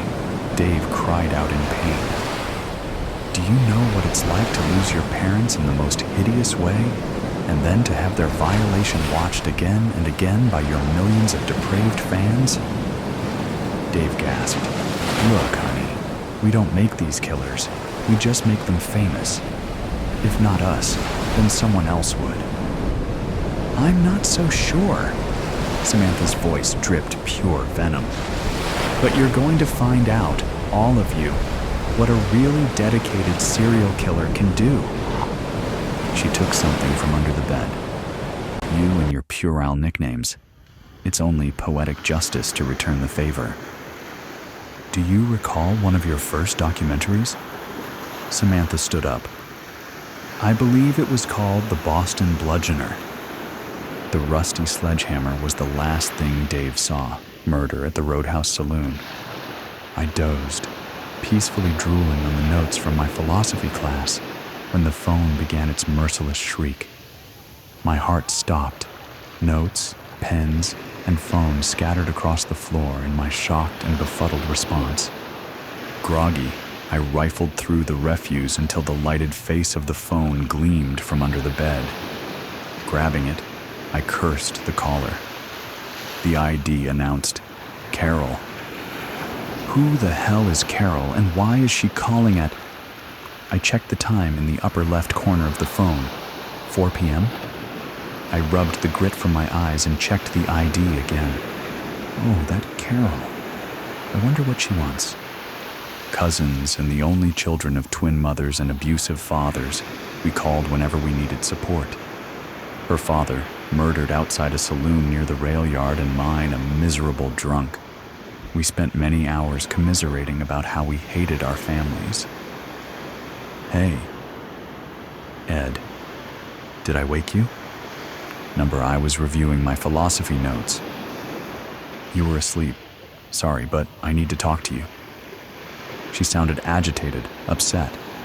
"Okay." She'd gotten a call from some lawyer about the estate of our recluse Aunt Zoe. Estate? I didn't know the stingy old bag. No one did. Why you? Why not one of her sisters? They hate each other as much as they hate Aunt Zoe. Zoe was the elder of the three, and they hadn't spoken to each other in years. The lawyer said Aunt Zoe named me as executor of her will. Wow! I drilled my left eye with the knuckle of my index finger. Did you know her? Jerk. What a stupid question. Yeah, sure, we're best friends. No. Sorry, I'm not awake yet. How can I help? Thanks. I knew I could depend on you. I chuckled. I'm all you've got. You don't know the half of it. So the lawyer told me she has a storage unit with all her belongings, and we need to sort through them. Oh God. Was she a hoarder? I can see it now, digging through mounds of useless crap, rat dung and spoiled food. Better get us some hazmat suits. Carol barked a sudden laugh. You watch too much TV. Not with the classes I'm taking. Just an overactive imagination from being sequestered in this room. Well, here's your break. Can you meet me out at the U-Haul on Tate Street Saturday, say, about 10 a.m.? That's awfully early. You can handle it. I want to get through this quickly. I'll treat you to lunch. I'll be there. Saturday, 10 a.m. I set the phone down and sat cross-legged on the bed, rubbing my eyes. Although neither of us lived at home, our weird, dysfunctional family dynamics haunted us at every turn. 3 sisters who hated each other and seldom spoke. The older sister, Zoe, a recluse, and the others are trapped in undesirable situations. My parents hated each other and should have divorced years ago, but couldn't figure out how. Carol's father dead, and the killer still unknown. Her mother was angry at everyone and everything, but unable to figure out why. We had temporary hope and happiness when we connected. Zoe, I'd never met her. I'd heard she was caustic and could squeeze a nickel until it squealed. Saturday rolled around and I overslept my alarm. After wolfing down some toast, I grabbed 2 lattes from Starbucks and parked outside the storage unit. Relieved that I didn't see her car, I slumped back in the seat. One of the building's hallway doors opened, and Carol sauntered up to the driver's window. I opened it about an inch. Oversleep? Remember, I'm 5 minutes early. I got here 15 minutes ago. You're late. Cut me some slack. I got you a latte. Oh, how sweet. I wish you were my brother. Am I forgiven? Even though my clock said I was early? Yeah, let's get this done. Thanks for coming. You know I meant it when I said, I'm all you've got. Yeah, I thought of that too. She sipped her latte, muttering, so strange. And they're sisters. Well, let's do this. She held up the pinky finger of her left hand as I got out of the car. Together? What? We're back in grade school. Come on, best friends, secret pact. She waved her pinky. I hooked hers with my left pinky. Always. Our secret pact, as unique as the port wine-colored birthmarks tracing the length of our joined fingers. A sign we told all our classmates that made us special with secret powers, and when joined together, unbeatable. A stupid kids game that became our trademark and kept us close. I followed Carol down a long hall of articulated doors. She stopped at one of the middle units, pulling a key from her pocket and stuck it in the padlock. It still bothers me, I mused. She held the lock but didn't turn the key. What? Why would someone you never knew make you executor of her will? She grinned. My reaction to sorting through the old bag's hoard was bad, but you should have heard Mom's. She gave the lawyer hell and hung up on him. How'd your mom react? I gave my shoulders a lift and squeezed my face with an exaggerated frown. Beats the hell out of me. If you hadn't told me, I wouldn't have known. She pinched her lips together and shook her head. Family dynamics. She must have really been pissed at our mothers. The padlock snapped open. Ah, you ready for the big reveal? Open sesame. The door rolled up. We stood there with our mouths open. You're kidding? Carol shifted to one foot, tapped the toe of the other, and curled her fists against her hips. Every exhale snapped from her lips with a soft puff. I cracked up. You certainly needed help. We stood in the doorway of the mid-sized locker, me snickering and Carol puffing, and stared at 2 steamer trucks standing on end in the middle of the otherwise empty unit. No hoard, no clutter, nothing but those 2 steamer trucks. Carol glanced at me from the corner of her eye and told me to shut up. Then she patted her hands together. Well, you take one trunk, and I'll take the other, and we'll get out of here in half the time. Whatever floats your boat. We still on for lunch? You know your appetite. And with that, we strolled up to the trunks and opened them. Years of memories spilled out in a flood of photos and letters and toys. We stood there in stunned silence. What is this? The overwhelming sight numbed me. How do we sort this out? Where do we begin? Well, I dropped to my knees. I guess we start digging. Carol nodded blankly and followed my lead. Together, we sifted through the life of this discarded person, someone we knew nothing about, awed at what we touched, held, and read. Out of this confused detritus of an enigma's life blossomed a persona of love and caring that eluded everyone who thought they knew her. In this kaleidoscope of wonder, we buried ourselves until I stretched and glanced at my watch. God almighty, we've been sitting here for almost 6 hours. It's 2:45. Carol sat back and crossed her legs, holding what appeared to be a letter. Hey. Her voice broke, and large tears began to roll down her face. You gotta read this. She held it out to me. The paper shook in her hand. A large knot twisted in my stomach. For an instant, I stared at her swaying hand. I didn't want to read whatever was written on that page, but an urge somewhere deep inside forced me to take it. At first, I only saw Carol's eyes and the strange, frightening focus they held. But then the words, written in a graceful script, sucked the breath from my lungs and left me gasping. My hand flopped in my lap, my arm weakened by the weight of the message. I stared at the trunk's latch, gathering my thoughts and fighting to still my pounding heart. I turned to Carol as a new wave of tears crested in her eyes. You're my sister. She answered with a rapid nod and hid her quivering lips behind her hands. My God, but why? How? I waved my hand toward the contents of the open trunk. I think this is starting to make sense. I pushed aside the clutter, digging toward the bottom corner, and stopped. I pulled out a birth certificate, mine, and held it up with 2 fingers like it was radioactive. She held a similar one up to me. The certificates list Zoe as our mother, but no father. Deflating thoughts of illegitimacy flooded my mind, stopped by Carol's words. Read the second page of the letter, she said, her voice thinning. Bile-laced fear lashed the back of my throat, but the sour taste receded, overwhelmed by my need to know. The muscles in my throat swelled. I couldn't read the words for the blurring in my eyes. Blinking, a wet saltiness spilled into my mouth.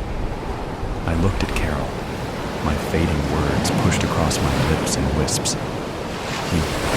He raped her. Twice! The bastard raped her twice! Carol threw her arms around my neck. I'm glad the son of a bitch is dead. I could kiss whoever killed him. We relished the comfort of each other's arms, and finally withdrew, sitting back and inhaling languid breaths, drained of emotion and strength. I wiped my face with my shirt sleeve and gazed at Carol. Well, I chuckled. Sis, what now? She leaned her head back and took a deep breath, puffing out her cheeks and blowing the air toward the ceiling. Then her head slumped against her chest. I don't know. Bro.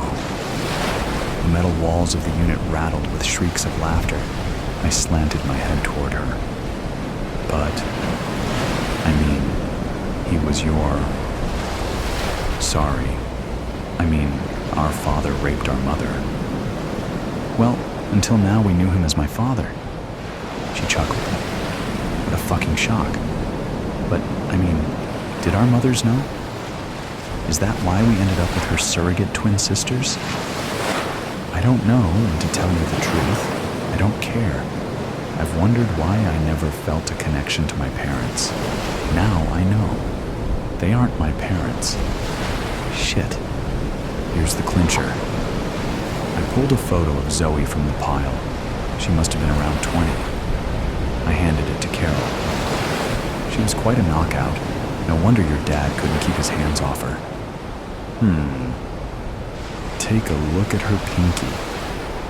Carol brought the photo closer and studied her own pinky and then mine. Same birthmark. A dark sadness pained me and my eyes blurred. Carol brushed a tear from my cheek. I know what you're thinking. I would have liked to have known her too. We wrapped our arms around each other and pulled each other close like the lost brother and sister we were. I kissed her cheek. Thanks, sis. I needed that. She took the letter and reread the second page. What did you make of this last paragraph? I didn't get that far. She handed it back and I read it a half dozen times. Remove the tape from the anchor. I glanced at the trunks and the piles surrounding us. I don't know. These trunks must be 100 years old. I don't have a dot. I stopped, staring at the interior of my trunk, then Carol's. Scenes of the early 1900s decorated the interior linings. Famous destinations adorned the lining of her trunk, and famous cruise liners adorned mine. Wait a minute. I emptied my trunk and scrutinized the lining. The Titanic sat at anchor in one corner. I shined the light from my phone and a 5 or 6 inch piece of clear tape, starting at the Titanic's anchor chain, gleamed. I pulled the tape, revealing a tear in the fabric behind it. As I peeled the fabric back, Carol squeezed closer, peering over my shoulder. I heard her breath stop. Beneath the fabric was a thin brown envelope and another photo. I glanced up at her. More surprises? Let's see him, damn it. I pulled the photo out. Carol gasped. This was taken at the roadhouse where my dad was murdered. I brought the photo closer and squinted at the 2 figures at the bar. Shit. Those 2 at the bar are our dads. Yeah, and by the looks, yours is about to punch mine. He really looks pissed. I flipped it over. It's dated. Carol snatched the photo from my hand and choked a soft gulp. Jesus, that's the night he was killed. I'm sure my face reflected her look of confusion. Like, is it possible? Did my dad murder yours? She tilted her head and squeezed the tip of her tongue between her lips. She must have read my mind. It's possible. But why? She murmured. I gave her a half-hearted shrug. I don't know. Jealousy? I sensed my eyes suddenly widening as the idea sunk in. Crap. Were they fighting over Zoe? Did my dad have designs on her too? Only one way to find out. Ask him. Carol jumped to her feet, but I grabbed her arm before she could leave. Wait. I held up the brown envelope. We haven't opened this yet. She knelt as I tore the envelope's flap and removed 2 sheets of paper. I don't think we need to ask. I waved one in front of her nose. This is a sworn deposition. Carol took it and read it. Everything we need to know is there. How your dad raped her and threatened her, and that my dad didn't kill him. I don't understand. Why did she wait? Why didn't she go to the police? Who knows? She's gone. I rubbed the stubble on my cheek. But I have a theory. What? Revenge. You're kidding. I shook my head. A warm flood of satisfaction swept over me. Nope. He was always a suspect, and she knew he was in a miserable marriage. Hell, I was there. I saw it. Obviously, he didn't know she knew. Whatever it was, she knew. But then maybe she got more satisfaction out of watching him wallow in his own personal hell, drinking his life away, broke, living with a woman who hated him. I know Mom wouldn't leave him because she wanted him to be miserable. Maybe she knew too. He wouldn't get a divorce because all sorts of shit would come out about him. Wow, you gotta be angry to wait that long. Holy crap. My mouth dropped. What? I held up the second sheet. This is her will. Carol sat up. Did you know she was married? She shook her head. 35 years. Her husband died 6 years ago, which explains your choice as executor, I guess. Well, what's in the will? My saliva turned to sand. I shoved the paper toward her. The more she read, the wider her eyes became. She slapped the palm of her hand over her mouth. Is that a dollar sign with 5 zeros behind it? My head bowed toward her in 2 quick, stunned nods. Carol broke into a hysterical laugh. She left everything to us. Where did she get it? Who cares? If that ain't revenge. I turned a sober look her way. What now? It took her a long moment to contain her laughter. Then it sank in. Get a lawyer? That's a good start. I clasped my hands around hers. We've learned a lot today. Good things about you and me. I just hope her will, what she gave us, won't come between us. She smiled. Never. Let's talk options with the lawyer and... She surveilled the residue of Zoe's secret life. Come back and clean this up later. I don't think I can handle any more revelations. No truer words were spoken. How about pizza and a pitcher of beer? I'm ready. She pulled the padlock key from her pocket. I'll lock up and meet you outside. Oh. I stopped and picked up a small envelope and handed it to her. This was clipped to the back of the will. It's addressed to you. Me? She turned it over in her hand. Take your time. I'll wait outside. Carol rolled the door closed and locked the padlock. She put the key in her pocket, opened the envelope, and removed a photo. Her breath hung in her throat. She dropped it like it burned her fingers and stumbled toward the exit, but then turned, ran back, and snatched it from the floor. She stared at it, mumbling, "That's me, at the roadhouse." She shot quick glances up and down the hallway and collapsed against the wall, rubbing the back of her hand across her lips. Closing her eyes for a moment, she rolled her head from side to side and then read the notations on the back of the photo. Dated the night her father died, the sweat ran down her neck in rivulets and her flesh turned cold. Below the date, 8 words, penned in Zoe's graceful script, closed the door to her enigmatic life. I know you killed him. He deserved it, resolute, by the shoes. It's okay. Screw the budget.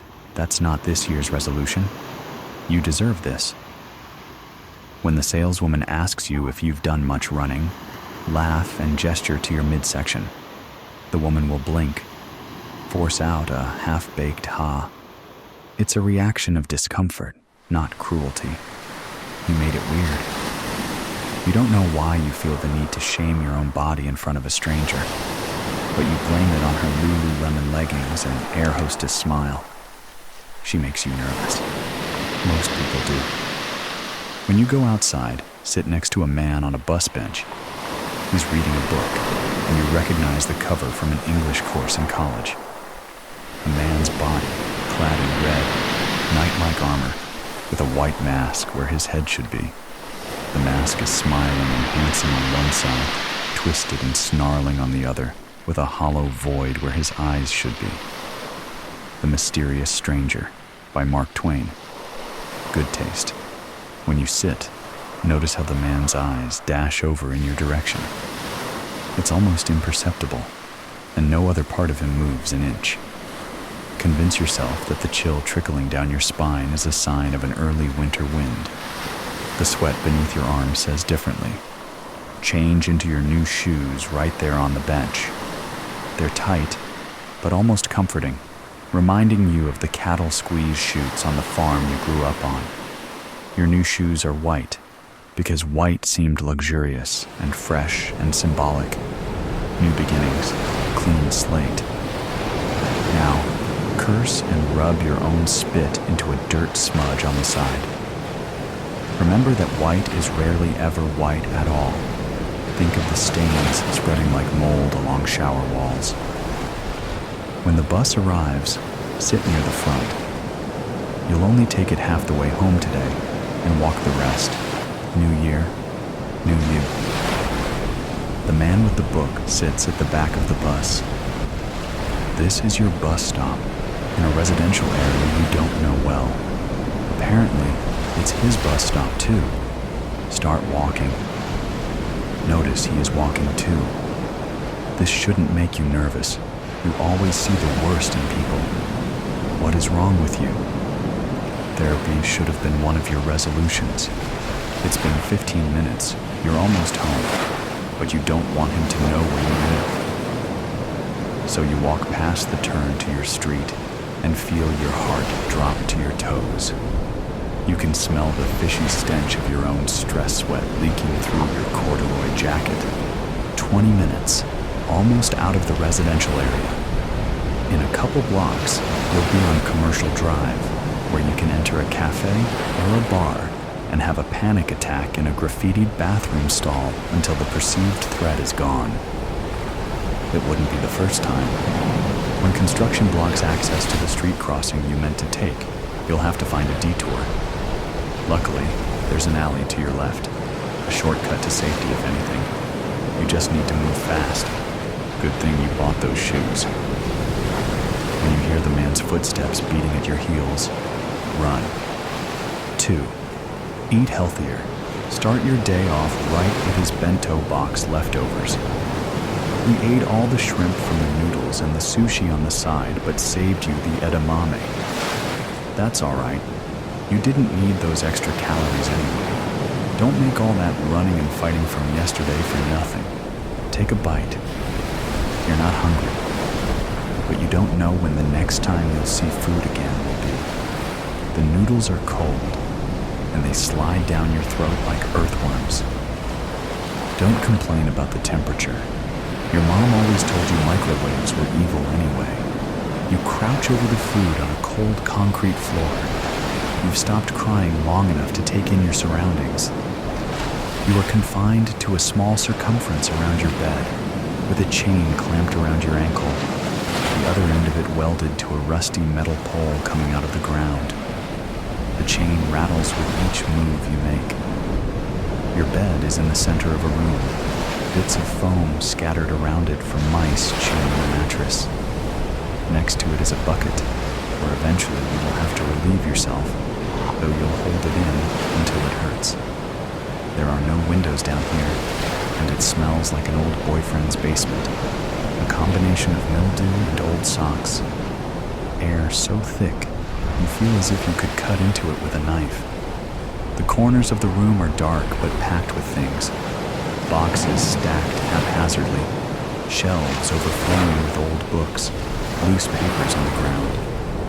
You can't make out what any of the books say on the spine, as much as you try to strain your eyes. So much for that clue. When he tells you to eat, you eat. Whatever he wants with you, he doesn't want you dead. Yet, take comfort in this. Hide the fork from your meal under your mattress. 3. Learn a new skill or hobby. It takes an average of 6 seconds to walk in a circle at the length of your chain. 3 seconds if you run. Count the moths that flicker around the buzzing light bulb above you. Count particles of dust in the air. Numbers were never your thing before. You were an English major once, though that life feels light years away. Divide experiences between before and after. Before, you had a cat. He had a scratchy meow and sprayed on your laundry, but slept in the crook of your arm every night. Before, you had a crush on your coworker Diane, even though she talked with her mouth open, and you caught her stealing from the baking display 3 times. After, you are shitting in a bucket. You curl up on your mattress, thin blanket pulled over your head, and cry. Try making an itemized list in your head of every kiss you've ever had. See if you can remember the script from the 1998 fantasy movie Willow. You almost can. For some reason, this makes you cry too. back to counting. The mice stayed hidden for the first couple days, but they're getting bolder. Keep track of every time one skitters over your hand or foot. Of all the horrors you could imagine a kidnapping victim to go through, boredom certainly was not one of them. On what you think could be the 8th day, try something different. You know the man only enters the basement twice. First, to take your used bucket, then to bring back a clean bucket and food. You have been so busy cowering in the farthest end of your chain away from him that you haven't gotten the chance to really observe. Pay attention this time. Start counting when he first unlocks the door. He keeps his eyes on the ground as descends the stairs and approaches to pick up your bucket. It doesn't look like guilt or nerves, but rather he does not seem to regard you at all, as if you are so far beneath him that your presence can hardly be perceived. You almost lose track of your counting, mind reeling. Why are you here at all when he acts as if he wants nothing to do with you? He is as nondescript a man as they come. Brown hair, dark eyes, with short, well-kept facial hair, thin-rimmed glasses, a button-down blue shirt, recently ironed, gray trousers, clean shoes. If you ever get out of this, you're not convinced you could pick him out in a police lineup. When he leaves, he shuts the door behind him, but does not lock it. These seconds are crucial. Above you, at one end of room, you can hear a toilet flush, running into pipes that go through the basement.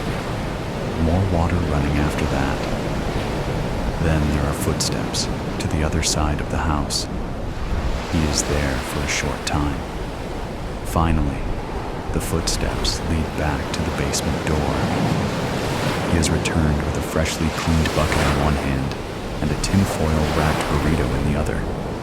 He sets them both down beside you, wordlessly, and then he is gone again. The door is latched tight behind him. 4 minutes and 38 seconds. That's how long the door was unlocked for. Don't forget this. 4. Be more adventurous. Something is different today. Another moth hits the burning light bulb and falls dead into your matted hair. The mice, your only companions, have gone quiet. Upstairs, there is more movement than usual, things being dragged along the floor. Your stomach has been flip-flopping since you woke up. Call it intuition. There is the issue of that pesky iron shackle around your ankle. You made a valiant effort by nibbling off your toenails and using them as lockpicks, but they were too soft and bendable. You thought about breaking your ankle, but your heel would still be in the way. So now, you turn to the other end of your restraints, the metal rod coming out of the basement floor. At its base, it flares out into a square plate, with large iron screws holding it down into the cement. The pole is speckled with a dusty red rust that follow down the first couple links in the chain.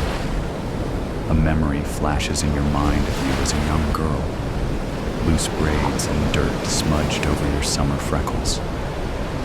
Your dad had an old Chevy parked on the edge of the horse's pasture, weeds growing through the windows. You tried, with all the strength in your little arms, to open the door, but the handle snapped right off and sent you flailing backwards. It left red on your hand, and you thought the car was bleeding.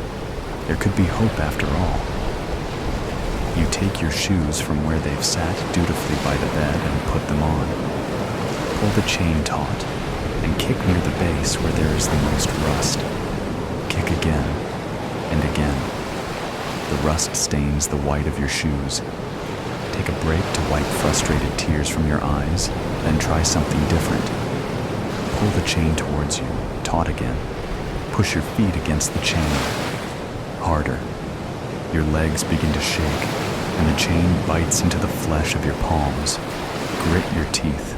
Keep pushing. It bursts. You gasp, collapse to the floor, and weep. It's refreshing to cry from joy for a change. When the man comes to change your bucket, sit in front of the pole. Don't let him see you've escaped your shackles. The man raises his eyes to meet yours, and you can suddenly feel every single hair on your body. This is the first time he's looked at you since you were taken. It doesn't last more than a second, but you are shaking. He heads up the basement stairs, bucket in hand. Shake off the chills. Let them roll down your spine and out of your system. It's now or never. With clammy hands, pick up your broken chain and cradle it to your belly. Quiet. You can feel your heat thumping against your ribcage, and you breathe hard through your nose. Leave your shoes behind. Too loud. When you get to the stairs, pretend you are a feather, flitting weightlessly above the steps. Place your ear to the door. Try to hear past the pulsing of your own veins. The water is running. Open the door. 5. Read more books. When you wake up, all you see is a bright light ahead, and with some relief, ask yourself if you are finally dead. It takes a few bleary blinks for your surroundings to come back into focus. The light at the end of a tunnel becomes no more than a light bulb, flickered by the fluttering of wings. You are back in the basement. Sit up. Careful, not too fast. Your head rushes, and dots speckle your vision. You bring a hand to your head to steady it, but when you bring it down, your hand comes back sticky with red. You feel around with your hand some more, find that your hair is matted and clings to your forehead. Beneath the hair is the source of blood. It doesn't seem to be actively bleeding much, and what is there has already coagulated. Beneath where your head was laying, the mattress is soaked with your blood. You shuffle backwards away from it as your breathing grows erratic and shallow. Try to wipe your red hand off on your jeans. The blood is already caking under your fingernails. On unsteady legs, you manage to stand up. You realize that although you are back in the basement, your chain is still broken. Look frantically around the room for a weapon or another escape you somehow missed before, until your eyes land upon the boxes and shelves. Maybe something in there could help. You hobble over to it, dragging your chain behind you, and throw open the first box you reach. It's only paper, and as you rummage, you leave red smudges and fingerprints all over them. You aren't paying attention to the words, but an image catches your eye. You stop, pull out the paper. It's a diagram of sorts, with labels and instructions in a language you can't understand. But what you do understand is that this diagram looks awfully like a pentagram. You pull out more papers, pay closer attention. Drawings of cloaked figures, goat heads, numbers and lists written in Latin and other old tongues. Box after box, they're all the same. You turn to the bookshelf, flipping open dusty tomes to more diagrams of demons. You toss the books on the floor, and they land with a satisfying thud. You blink back the dots forming in your eyes and steady yourself. Above you, footsteps are approaching the basement door. You lay back down on the mattress and pretend to be unconscious, right where he left you. 7. Appreciate the little things. You peek through your eyelashes. He is painting a pentagram in white on the floor. Beside him is an assortment of strange objects. Wax drip candles, fragments of leg bones, a skull, raven feathers in a jar, glass vials of liquids and powders, glistening gemstones. It's almost comical, the most generic, vague Satanism you could imagine. A half-frantic giggle bubbles in your chest, tugging at the corners of your mouth. Bite your tongue to keep it down. His hands clamp down on your ankles and tug. He is dragging you off the bed to the floor just beside it where he's painted the pentagram. You hear the clinking of glass, the rattle of bones, as each object is arranged around your body. Then you can hear his breath above you. feel his knees at the sides of your legs. He begins to chant. You risk a peek through small slits in your eyelid and see him kneeling over you, book in one hand and a knife in the other. You kick him in the stomach. He gasps and reels back, dropping both the knife and the book. But before you can scramble away, he is on you again, pinning your wrists to the ground. You can feel his hot breath on your face, spit flying out of his heaving mouth. He curses at you and tells you to stay down. Your fingertips brush the edge of the mattress beside you. Remember what you kept from the first day you woke up in this shithole. The fork. 6. Set healthy boundaries with the people in your life.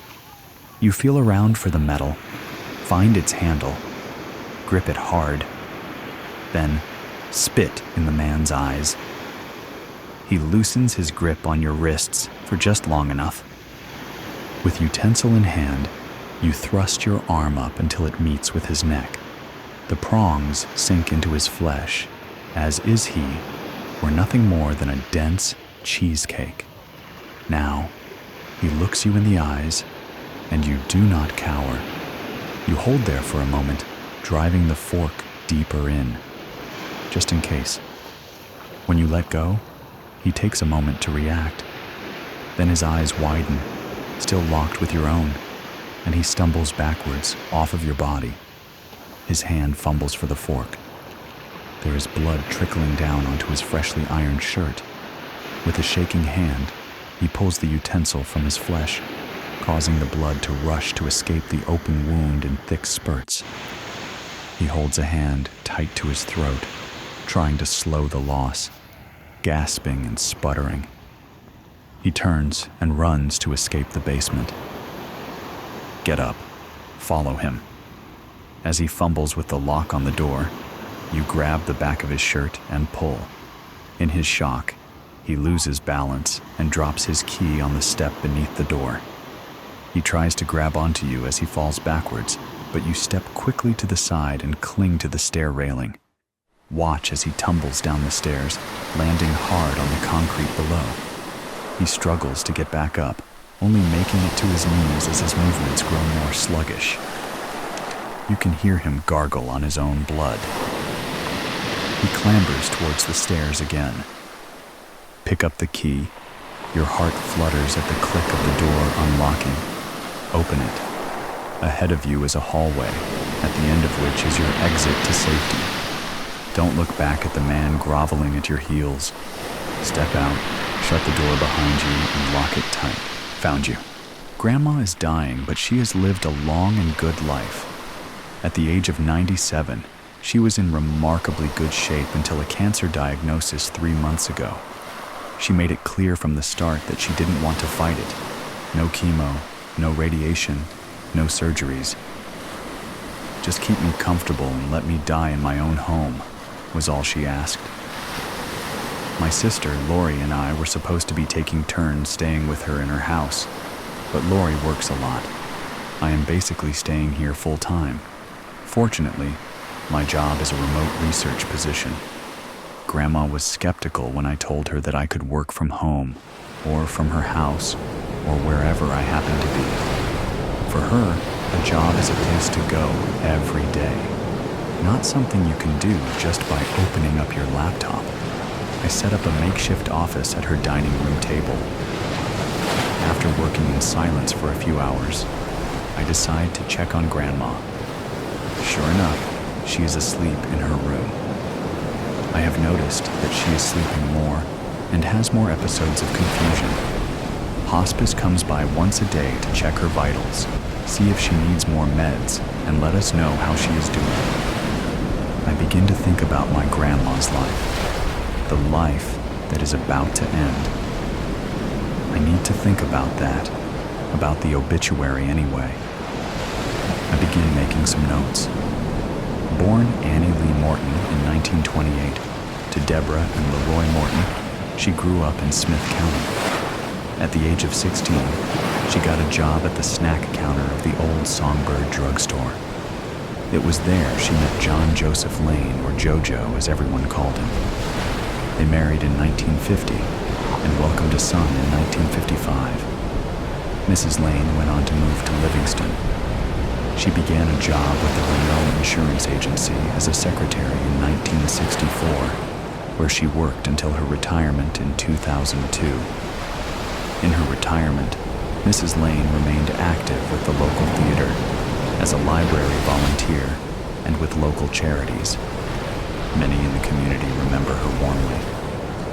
She was preceded in death by her son, Jacob Lane, several years ago. She is survived by his daughters, Lori and Maddie Lane. I stare at the notes in front of me. I can't believe that is all there is. After 97 years, there should be more. I look out the window. The backyard is filled with dry brown leaves. My grandmother always kept everything so tidy, and the yard was no exception. Until the cancer, she raked those leaves herself. If she looks out her bedroom window, she will see how neglected the yard is, I think. I retrieve the rake from the backyard shed, and I think about the short obituary. The truth is that Grandma's life had one big black hole. It was the void left by her husband and my grandfather, John Joseph Lane, or Jojo as everyone called him. My dad died in a car accident when I was 9. I then developed a burning curiosity to find out everything about his life and his family.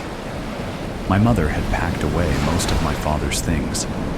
I looked through them and found them lacking in giving me any clue about who he really was. So, when I spent time with my grandma, I looked to her for information. I rummaged through my father's old room, and that was where I first found pictures of my dad's father, Jojo. Grandma always spoke highly of Jojo. He was a good father, a good husband. They were in love and happy. My dad, as a boy, had adored Jojo. What happened to him? I remembered asking Grandma. Did he die? She was in her 70s then, but had the face of a younger woman. Her smile faded away, and her eyes became serious. He left one day, she said. But where did he go? I pressed on. At the age of 9, I didn't understand the concept of separation, abandonment, or heartbreak. I don't know, honey. You see, he had lost his job, and we were struggling, she explained. Sometimes, I think he just, maybe went off somewhere and decided to disappear. I remember being shocked and horrified at the prospect. As a child, I didn't know that people could just vanish, except for kids who were stolen. But adults, never were they supposed to disappear. After that, I never asked any more pointed questions about Jojo, but sometimes Grandma would make a remark that would give me a snippet of information. His favorite meal was meatloaf with mashed potatoes, peas, and yeast rolls. He was a good dancer. When my grandma was pregnant, Jojo knew it was going to be a boy. He was so excited to have a son. Then he left when my dad was 8 years old. It made no sense. I had asked my mom about the whole situation later on. She just shrugged. According to my dad, he fell asleep one night, and the next morning Jojo was gone. I think of this as I rake the leaves into piles. I start at the perimeter of the yard, and I am working my way to the center. I am out of shape, and am starting to sweat in spite of the cool temperature. One last drag of the rake across the ground, and I am going to go in and rest. I cannot believe my 97-year-old grandmother raked these leaves. My thoughts are interrupted when I realize that the rake is stuck on something. I can't seem to pull it toward me, so I lift it up, and that is when I see that the rake is tangled with a leather strap. Bending down, pushing the leaves and grass away, I realize that the strap is connected to something that is buried. I pull harder on the strap, and I feel something give way, but it is deep. Retrieving a small garden trowel from the shed, I dig until I can make out the top of a leather bag. After a few minutes of pulling and digging, I get the item out. It is an old leather purse, stiff, scratched and caked with mud.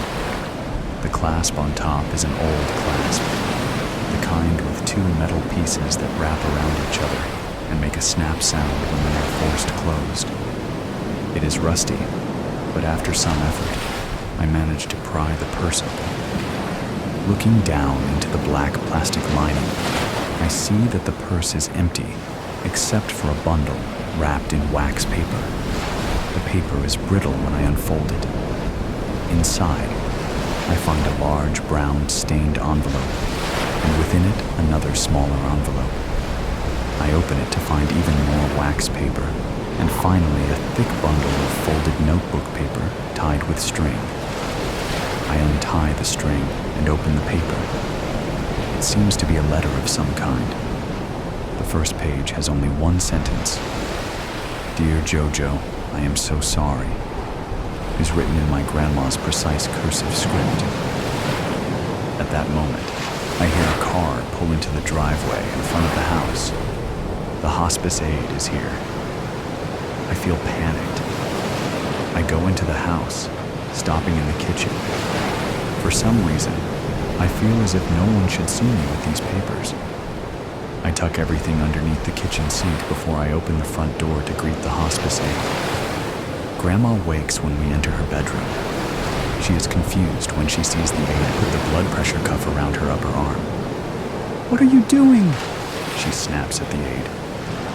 The aide's name tag says Lavana. She smiles at my grandma. "I'm just checking on you, Miss Lane. Just kicking the tires and looking under the hood." My grandma laughs. "I think my transmission is going," she says. We all laugh. "Maybe so, but your motor is still running, Grandma," I tell her. After Lavana has left, I put on the kettle and take some warm chamomile tea up to the bedroom. But Grandma has already gone back to sleep. It won't be long now, I think. I pull the papers out from under the sink. I look at that first page again. "Dear Jojo, I am so sorry." I flip to the next page to read on.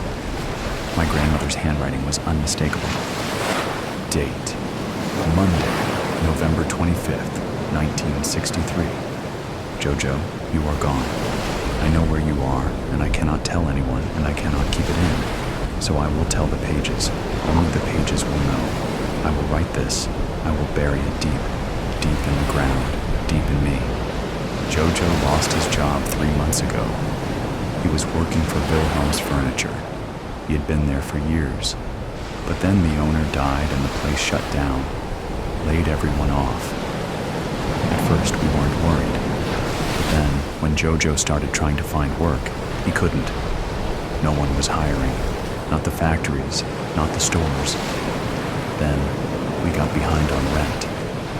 The landlord said he would work with us, but then the gas bill went unpaid and got turned off. It was getting colder. I dressed in layers. I dressed our boy in layers. I scraped together meals of salt and pepper and butter and rice. Finally, we got into a fight. I told Jojo. He was no kind of man, no kind of father, that couldn't even feed his child, couldn't even keep him warm. Jojo, I will never forget your face when you left that night. I looked up for a moment. So there had been an argument, but that hardly explained the fact that Jojo was never seen or heard from again. I flipped to the third page, hoping to find answers. Grandma had written this page later. Date: Wednesday, November 26th, 1963. Jojo, you came back. You left, but you came back, and you had money. A big wad of cash. It looked funny. It was smeared with something, and then I realized that it was blood, and you were bleeding from your side, but you said it was nothing. You told me to hide the money, use a bit of it to buy food and pay the gas bill and rent, but hide the rest. Then you said you had to leave. Jojo, you said you were going to go to our cave, The one we used to go to when we were courting. You would be back in a few days. If anyone asked, I was to say that you were out of town, looking for work, and that you would be back, but you never came back. Within the handwritten pages was a newspaper clipping. It was about a robbery of a tavern 2 counties away. I read the clipping carefully, suspecting what it had to do with Jojo. The headline was big and bold in all capital letters. Robbery gone wrong. 1 dead, money missing. Officials are still trying to piece together what happened at Big Al's Tavern on the night of November 23rd, 1963.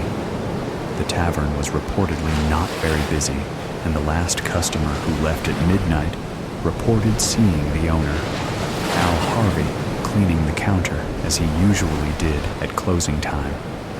The next morning, Big Al would be dead on the floor of the tavern, and a trail of blood led out the door.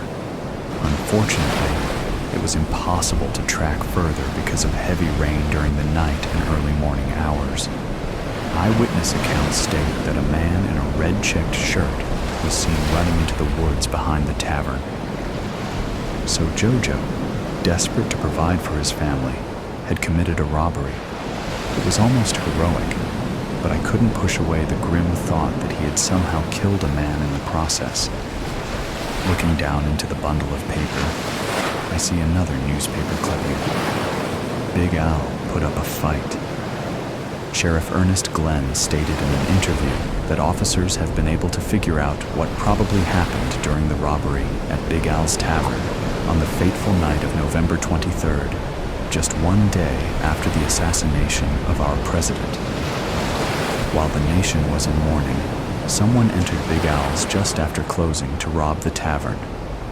Big Al was no pushover, however, and had other plans for the perpetrator. From the amount of blood spilled, it looked as if the unknown assailant was stabbed deeply, at least once.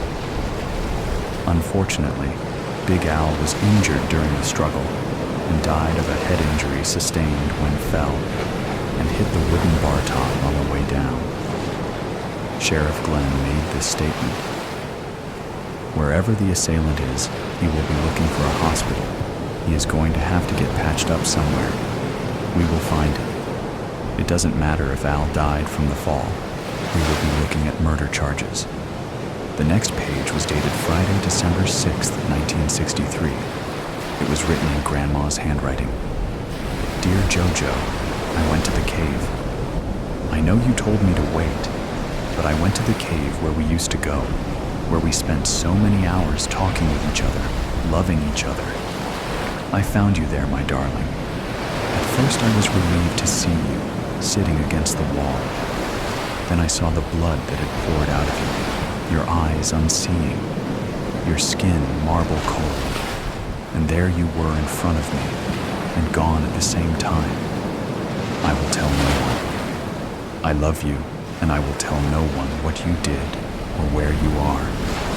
Goodbye, my love.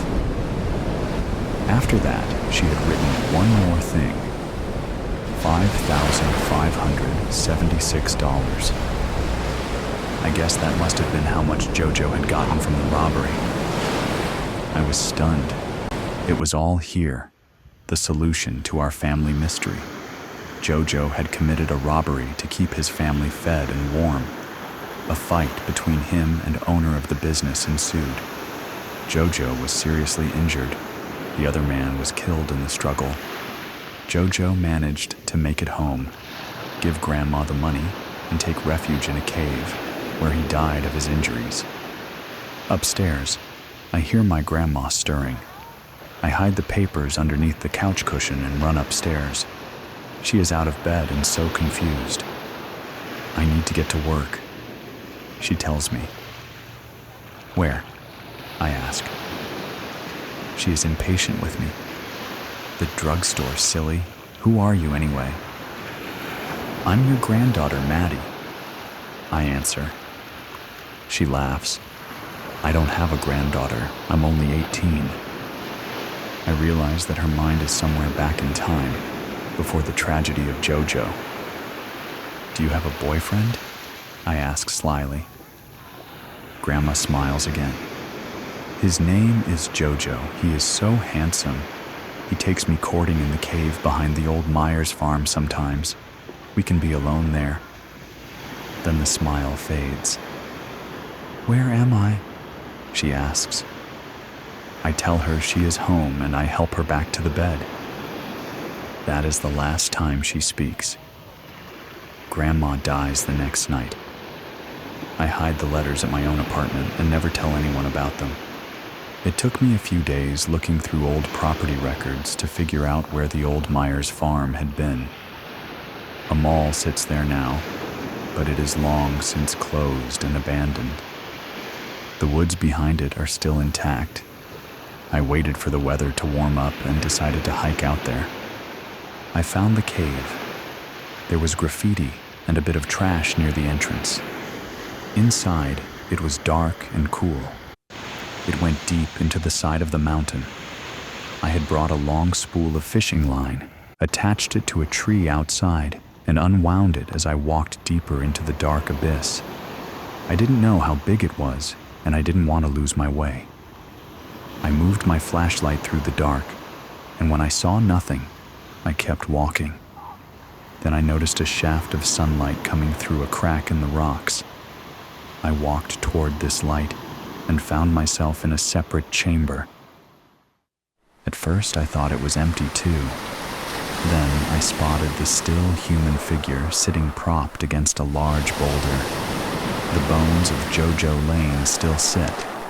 He still wears the black cowboy boots, the blue jeans, and red checked button-up shirt he put on one morning in November of 1963. The skull grins and a skeletal hand is reaching out toward me. I kneel and look at the empty eye sockets. Found you, I say. Jojo doesn't reply. I sit with my grandfather for a while. The cave is still. The sunlight begins to fade. I reach over to hold the skeletal hand. I think long and hard what to do. Should I alert the police? Should I make an anonymous report? Should I tell my sister and my mom? Then I realize I don't have to decide today. He has been here for decades. A few more years won't hurt. I will leave him alone for now.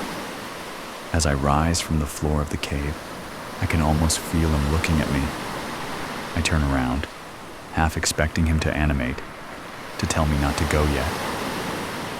The skeleton still sits, expecting nothing, asking nothing.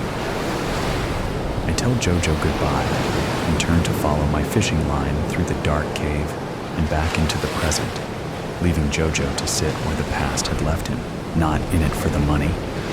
I was a hacker for almost as long as I can remember. Even as a kid, I lived to mess around with computers, programming, writing, and cracking codes, and surfing to the darkest edges of the internet. What I couldn't learn from manuals, chat rooms, message boards, or friends I pretty much just figured out on my own. So early on I knew that hacking would make me way more money than flipping burgers at Mickey D's, earning a college diploma, or even scoring a high-paying job on Wall Street, and with a lot less of the mess and stress that usually accompanies your average 9-to-5 gig. But it was never about money, and things have changed since then, which was why I'd retired. For obvious reasons, I can't tell you my name. And after you read this, you won't be able to trace it back to my IP address it was sent from, since I've developed and used a multi-level super encryption masking and scrubbing device to send this screen. So, why am I taking the risk of getting back into the game, stepping out of the shadows and into the grid by divulging this secret to the New York Times? Because of the way they've ruined it for all of us. I've had enough and just can't stomach it anymore. Who are they, you ask? In 2 words, today's hackers. These hackers today. They've no respect and are almost always in it only for the money. When I was in the hacking game, it was all about changing the world and making a difference. Sure, every now and then we'd line our own pockets a bit, with enough to cover expenses and then some. But for me, unlike them, it wasn't about the money. Maybe it's just the lone wolf versus mob mentality. Today's hackers are not only creating chaos, but they make no distinction of who it is directed toward. For them, there are no good or bad guys, only easy pickings. And because they do that, it reflects poorly upon our past and present hacker communities as a whole. It's their ransomware attacks that really piss off most of us legit hackers. Nowadays, the bigger their haul, the more likely these greed-fueled Robin Hoodish banditos will invest it in specialization and franchising. They've certainly gotten better at it over the years. Remember the Colonial Pipeline assault? It may have not been the most costly hack attack from 2021 to 2022. Only $4.4 million was made from that hack. But the downtime caused by lost business and revenue was far more financially damaging to them than the ransom size. The WannaCry virus was far bigger in the number of computers it infected, 300,000 plus, and resulted in $6 billion USD of damage, albeit the blackmail payout dollar size wasn't the top dollar in brides for that period. Well, I, for one, want to put a stop to it now. Here's a short list of today's greatest hacker hits. Coming in hot at number 1 for 2021 is the insurance company, Can Financial Corp, for a whopping $40 million, which was a record liberation money amount paid up to that point.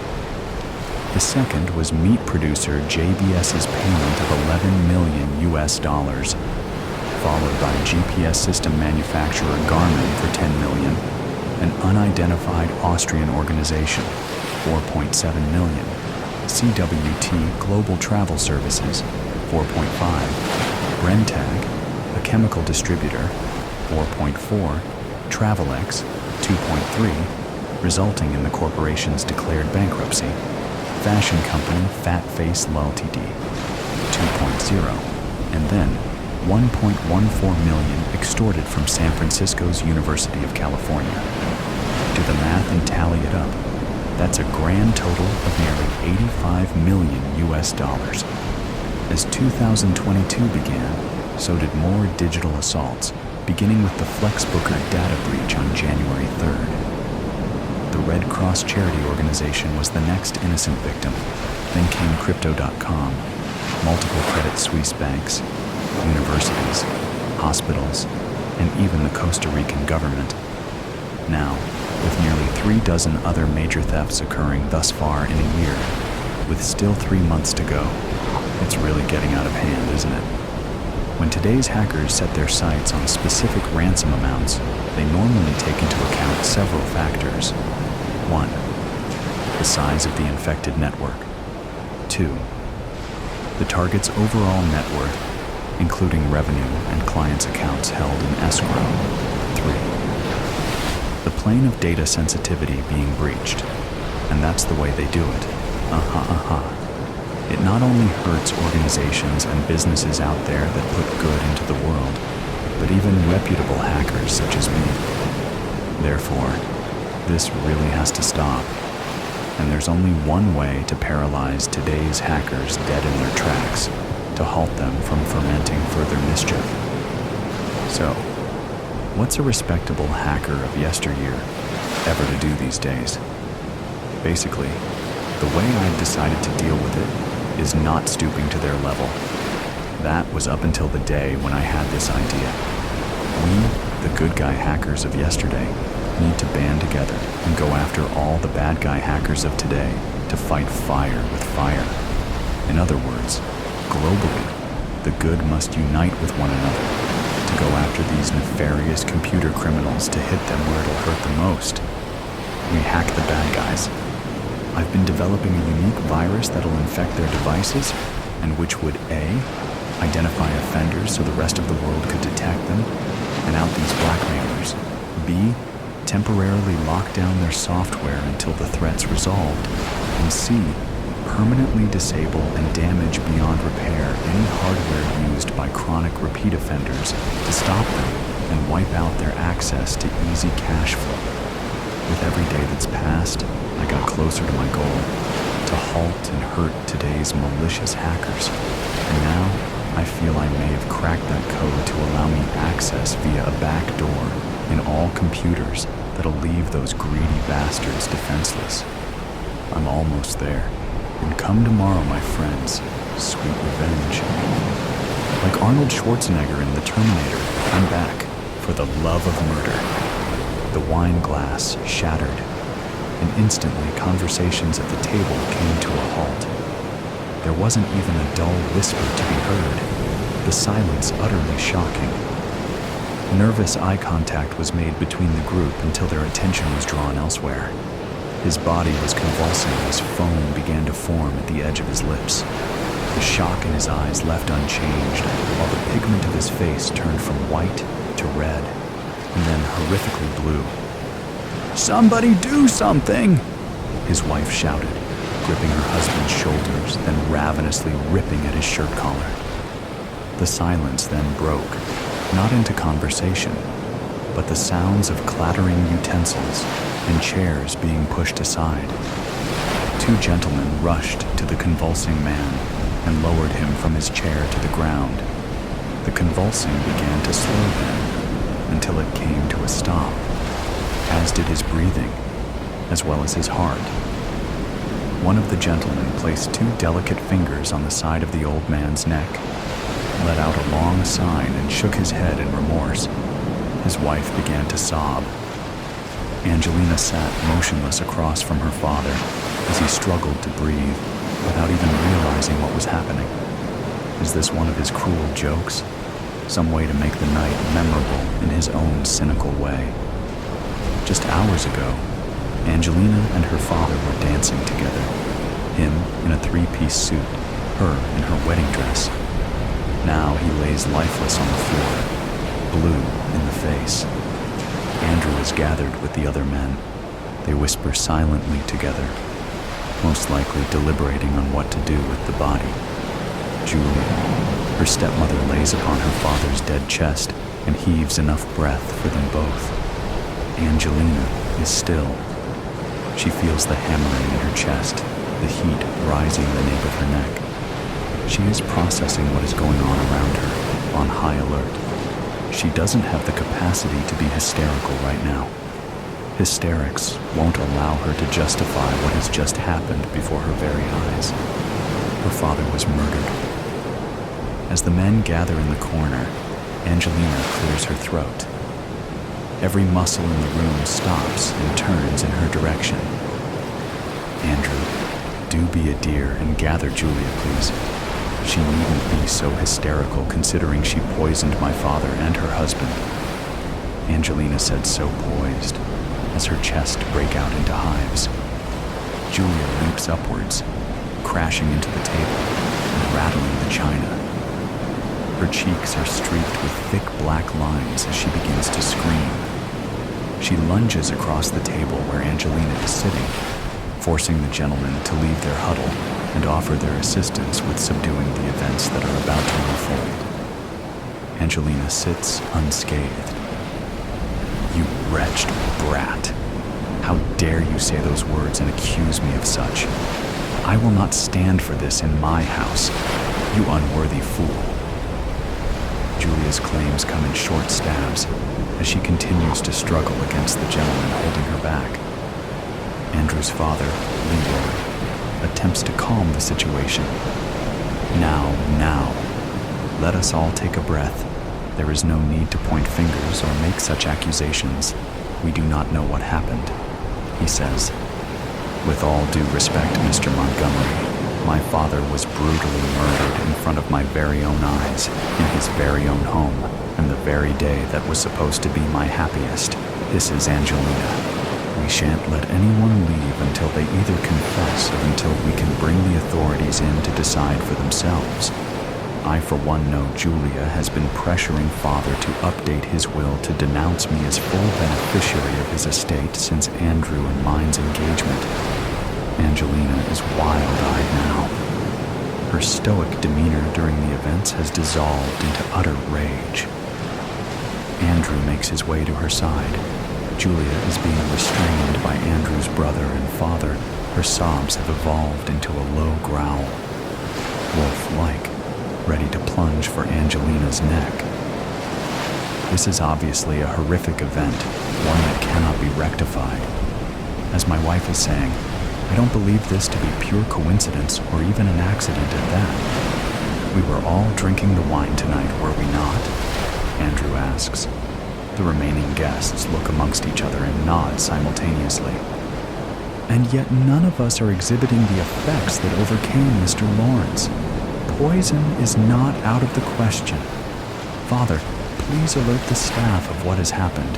See to it they promptly head to town to alert the authorities of this situation. As for everyone else, please meet in the main room. We will gather there until further instruction. Andrew guides Angelina out of the dining area, away from her dead father lying on the floor just feet away. Julia couldn't have done this, he whispers so delicately into her ear. She doesn't have the brains to go about navigating poison. She'd end up dead herself before she pulled anything like this off. Angelina scoffs and whispers back, this is true, if she were working alone. In the main room, the 5 dinner guests gather. Leroy enters shortly after, out of breath, notifying the group that the stable hand has taken upon himself to ride to town to alert authorities. Henry, Andrew's brother, works to start a fire. Julia, with her now untamed hair and cranberry sauce-stained dress, finds a chair in the corner and begins to sob, less hysterically this time. Angelina and Andrew take to the main couch. Elizabeth, Angelina's cousin, rushes to sit beside her. What is going on? She whispers urgently to Angelina and Andrew. Their heads all bow together to keep their conversation low. You don't really think he was poisoned, do you? That can't be. There's no way anyone would do such a thing, let alone to your father of all people. And tonight? Elizabeth is trying to rationalize the events that transpired not even 25 minutes ago. A large part of her is feeling guilty for occupying most of her dinner conversation with Henry. How could she not, though, with those gorgeous eyes and seductive smile? The way he caressed her thigh during the first course. Julia has to be behind this, Angelina whispers back to Elizabeth. She's always been after Father's money, and now that Andrew and I are officially married, she wants the whole lot for herself. Angelina pinches the bridge of her nose, trying to gather her thoughts. Had she been this desperate for the money, I would have relented. I'd rather have my father alive than his estate. Andrew takes her hand away from her face and entwines her fingers with his. The authorities are on their way. We'll come to a resolution. He reassures her. Julia stirs from her spot in the corner. Leroy, was that not your bottle of wine you shared with the rest of us tonight? How generous of you. The sarcasm comes off like a knife, and ever so slightly Leroy begins to perspire. Julia continues. And did you not uncork the bottle yourself? A way of thanks for the marvelous and expensive night Mr. Lawrence threw for your son and now daughter. You took Mr. Lawrence's glass yourself to fill, denying the waitstaff. Everyone's attention turns to Leroy. Yes, I did bring the wine, uncork the bottle, and pour Mr. Lawrence's glass, but I swear I did nothing of the sort to bring him any harm. I can assure you all that. Leroy dabs his face with a handkerchief. Father would never do such a thing, Mrs. Lawrence, Henry interjects. Absolutely not. What would be his motive? Andrew is standing now, creating a barrier between Julia and his father. Ever so quietly, Elizabeth utters, unless the poison wasn't meant for Uncle. Andrew turns to face Elizabeth. Elizabeth, what do you mean? Well, remembering now, it didn't seem like an issue at the time. I had come into the dining room first, All the glasses were askew in various heights. There was no reasoning for their placement. I took it upon myself to arrange the wine glasses from tallest to shortest, starting from the left side. She gasps and places a hand to her mouth. Her eyes widen with a realization. The glass I moved to Uncle's placemat was sitting at Andrew's seat. The room is still, quiet. No one says anything. No one engages in eye contact. As if everyone were looking at their own individual particle of dust on the ground, invested in everything else but each other. Where do their fingers turn when the victim of the incidents has entirely changed? The victim who is standing in the center of the room, his head bowed and hands on his hips, his potential murder amongst them. Angelina stands and makes her way to her groom. She takes his hands in hers and faces him towards her. She slightly strokes his cheek. Darling, is there anyone you know of that would want to hurt you? Who would do this to you on our wedding night? Exhausted, Andrew leans into her. He encircles her waist and embraces her. He lowers his head to rest on her shoulder and says in her ear, I have no idea, but I am certain we are no longer safe here. Angelina gives a faint nod into him as her eyes scan the room. Elizabeth on the couch, Leroy leaning in the entryway to the main room, Henry standing by the flames watching them dance, and Julia staked in the corner, her face turned toward the window, watching her own reflection. She holds Andrew more closely. Her thoughts are broken as the stable-hand son comes running into the main room, the head maid behind him. Both are out of breath. One of the wait staff has stolen a horse from the stable, Mrs. Lawrence. I tried to stop her, I did. I told her no, she couldn't take it, but she did anyways. The stable-hand son exclaims. He is barely the age of 10 years old. Who? Who took the horse? Angelina breaking from Andrew and rushing towards the young boy. It was Priscilla. When we tried to stop her, she pulled out a knife, the maid adds. She must have been the one to put the poison in Andrew's cup, Elizabeth shouts. Yes, certainly, but why? What is the motive? Julia seems calmer now, adding to the conversation. Why would a young girl so full of life, from a humble family, poison a groom on his wedding day? Her head turns to face the group. Her eyes narrow onto Andrew. Andrew, you don't even know Priscilla. Why would she target you? Questions Angelina.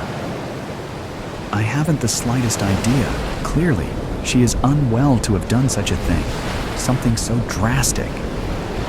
Andrew replies, shock in his eyes. But the stable-hand's son looks at Andrew confused. You do know her. I've seen you both together, late at night entering the stable. But you never take the horses out, and you always come back picking hay off each other. Julia breaks into her hysterics again, but instead of sobbing this time, she's uncontrollably laughing, liability and lingato. When the police forcibly entered 43-year-old Paulina Fiore's apartment, they found her lifeless body on the floor of the kitchen, covered in mysterious bruises. The lead detective immediately suspected homicide and ordered an autopsy. But after extensive analysis, the coroner concluded the cause of death was vitamin C deficiency. In a video appearing on social media, Stephanie Brolo, who sources confirm is a close friend of Paulina, is seen weeping and uttering, "This is all my fault." At the offices of my city's largest newspaper, I sip my third espresso of the morning and finish writing the story. 1 coffee per story is a good rule to live by. I wish I could teach this to new journalists, but they have their own ways of doing things. After I finish my third random fatality write-up of the morning, I announce, I'm sick of tabloid journalism, to the newsroom, to no one in particular. The young writers around me ignore me. In the economic downturn in traditional media, they are happy to simply hold a job. Giuseppe, our new chief editor, says articles with a topic of either sex or death receive 10 times more clicks than any other. The editorial concepts in his head are as blunt as the sales method of a fish seller in the market. I need to endure another month of ambulance chasing until I can focus on another piece of investigative journalism. My lengthy expose of government corruption last month, which filled half the front page of the print edition, received fewer views online than a weekend car crash or a nightclub brawl. Max? Giuseppe is standing in front of my desk. Why haven't you interviewed the friend yet? Friend? Friend of who? Idiot. It's all my fault, friend. Young, attractive, trending online. Giuseppe says this with his voice rising in volume for each word. Stephanie Brolo. I show Giuseppe my memory, for detail is flawless. I didn't study political science to chase after friends of murder victims and suicides. Do it. He turns around and stomps off. Halfway across the newsroom, he turns back and shouts, "Vitamin C. Focus on the vitamin C. Nutrition stories are good for our advertisers, Max." Several reporters type notes into their mobiles. Even an untrained eye can foresee them proposing all types of vitamin stories in tomorrow's news meeting. I dial the friend. This is Max Serafino. Is this Bianca? Yes, a female voice says, and hesitates. Are you with the police? Number I'm with the... I say the name of the newspaper. With a 137-year history, the name often opens doors. I thought the police would be the first to call. What do you want? The police in Italy would never bother with something as trivial as a comment on social media, unless a politician or celebrity was involved. I'd like to clarify what you said in the viral video on Italia app.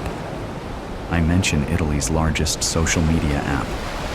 That video is ruining my life, Bianca says. I'm sorry to hear that. Well, everyone misunderstood what I said. I didn't have anything to do with Paulina's death. She stopped going out and looked thinner 6 months ago. Maybe I started her in this direction. She catches her breath. I only called her twice after she stopped seeing me. I should have tried harder, gone to her home. Yes? It's all too much, she says. Thanks for calling me, but sorry. I don't know who you are. Abruptly, the mobile screen turns red. She disconnects the WhatsApp call and goes offline. Good work on the Paulina interview. Giuseppe reaches over and picks up one of my antique pencils and massages it between his fingers. No problem, boss. I managed to knit the meager information I was given into a piece about a heartbroken friend and a substantial essay about eating disorders. Nice pencil. He studies the Castelli wooden pencil quixotically. Max, you are 10 years too old for this newsroom, but you are a cat that always lands on its feet. The Tiger of Turin, I propose.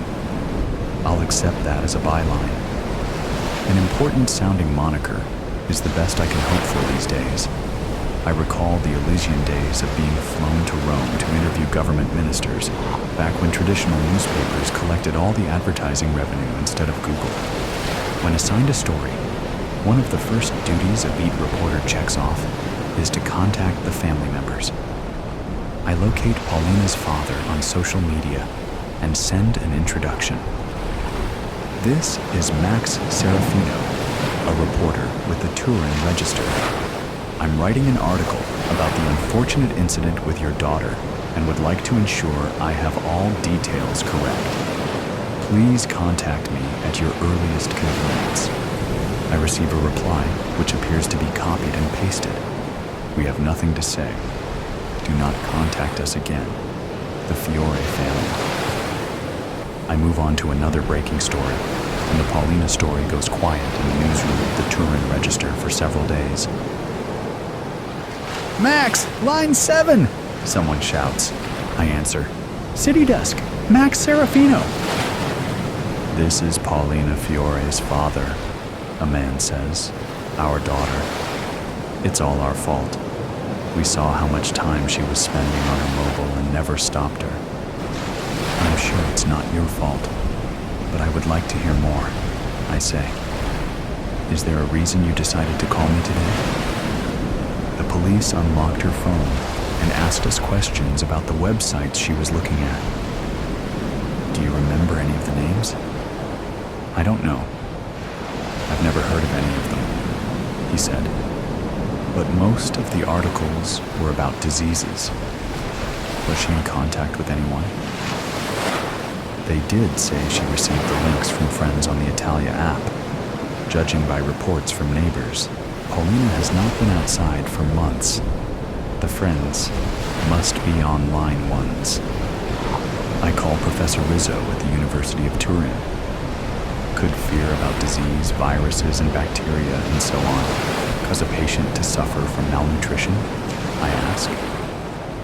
Mysophobia, commonly called germophobia, can cause a patient to avoid touching food, to eat with gloves, that sort of thing.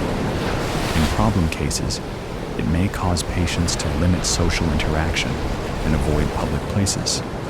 Paulina appeared to be living on a diet of boiled pasta.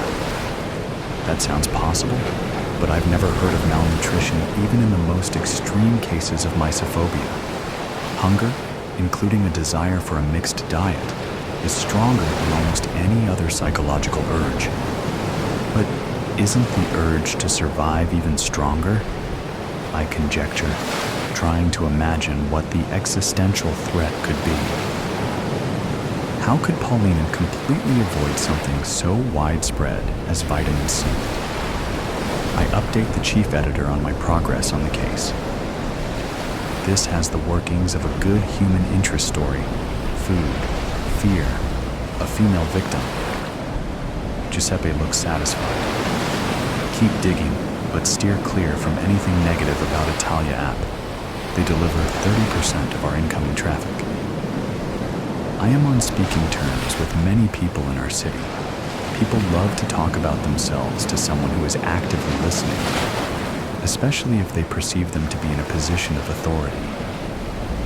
After graduating university together, Bruno went on a different, more international path than I. Having worked for 15 years in Silicon Valley, he returned to our hometown and was soon snapped up by Italy's largest social media company. A glimpse at a life I could have lived. I canceled dinner with my girlfriend Gabriel to set up a cozy dinner with a 41-year-old man. On a clear, dry evening as dusk descends over Turin, as it sits in its valley between the towering Italian Alps on one side and the rolling hills that rise up from the Po River on the other, I walk toward the rectangular bulk of iron lattice that is the old Fiat factory in Lingotto on the south side of the city. The factory, almost a kilometer long, has transformed into offices and a ground floor shopping mall. Now it's popular with high-tech startups, many from America, France, and Germany. The building that was the epicenter of the city, and Turin produced half the automobiles of Europe, is now filled with people trying to figure out how to sell discount handbags through e-commerce. At least the people of Turin are no longer destined for a life of hard labor as previous generations were. Paulina lived not far from this building. At the Osteria del Fiat, I've asked for a quiet table. I'm disappointed when the host leads us to a very crowded dining room. We pass a large room with only one table of guests. In the circle of suited men, I recognize a retired local politician. In the dark recesses of the city, the power brokers don't like to be overheard. An hour later, after we have finished our own dinner, Bruno takes a large swig of the dolcetto d'alba we have been drinking. The obligatory pleasantries and the exchange of information about shared friends has been completed, and and we can move on to the real meat of the dinner. I explained how Paulina had been accessing his employer's app over 50 times a day. At Italia app, we focus on returning traffic. Some readers we enchant with glamour. Others we addict with fear. Isn't that manipulation? We are giving people what they want. If they want to hate, they will find it. If they want to love, they will find that too. What about promoting democracy and humanitarian values? That's just rhetoric for university students. You know that. Paulina Fiore died after gorging on fake news sent to her by a Italia app. It's not our fault that someone can't handle online news. If we don't send it to them, someone else will. You have become very American in your thinking, I point out. It's disappointing my old friend can't see the world the same way we used to, but I've become resigned to accept people's differences, politically or otherwise. The police seem very interested in her social media history, I add. Bruno looks at me with renewed interest. Have the police opened an investigation? Maybe her death is not Italia app's fault. Maybe it's the people who write the fake news. If you can send me her browsing history, the one the police are going through, I'll take a look and put some spotlight on the fake news producers. That might keep you one step ahead in reacting to negative coverage. I'll keep your name out of it, of course. I'll think about it. Bruno focuses on his red wine glass. Bruno and I may not see eye to eye, but we have enough shared history to trust we will protect each other's best interests. The next afternoon, I receive Paulina's browsing history via an encrypted messaging app. I start clicking through the links. Italy's continuing flood of illegal immigrants. How COVID rises up through ventilation shafts. The 7 ways elevator buttons spread. Disease. Paparazzi capture pictures of Italy's first monkeypox patient. Vegetables in our supermarkets picked by immigrants inundated with monkeypox virus. I scan through months of links about deadly diseases and ways to avoid them. Fake news is a problem, and the government has been trying to combat it. In the thousands of links I scan through, my heart flutters as I spot our name. Don't trust what the government says about monkeypox. See attached articles from the Turin Register. Clicking the link, I see a list of familiar headlines. The dark hand behind the government reshuffle. Max Serafino. Patient malpractice allegations covered up by health authorities. Max Serafino. Pandemic recommendations. Misguided. Max Serafino. Corruption exposed in Turin government. Max Serafino. Other articles Paulina was reading, those not to trust doctors and government health advice, often link to articles written by me and my colleagues. I stare at the pencil that sits on my desk where Giuseppe left it earlier. Behind me, I hear someone approach and feel their hands on my shoulders. Giuseppe's voice says, "And you thought you were superior to all of us, didn't you?" Is it all? I am about to ask an obvious question, but stop myself. I have bills to pay and a scarcity of other work alternatives. I sweep pointless self-doubt from my mind. Journalists report the news. We do not generate it. With a click of the mouse, I bring up today's police bulletin and make proposals on which events we might cover for our prestigious 137-year-old newspaper to the chief editor. The next morning, a young journalist who normally sits beside me struts triumphantly through the newsroom greeting colleagues. Giuseppe gives him a thumbs up. I open the Turin Register's most viewed list, an online article. Clickbait news causes scurvy in Italy's auto capital is trending across the nation. I begin having regular dinners with Bruno. We talk about our old adventures in school and about the state of the country. Bruno reminds me that a political science professor in university had taught us, every industry is selling a product, and at its core, the news industry sells fear. In the coming months, the number of cases of malnutrition, similar to Paulina's snowball across the nation. I notice Bruno starts to eat more and more. I have lost my appetite.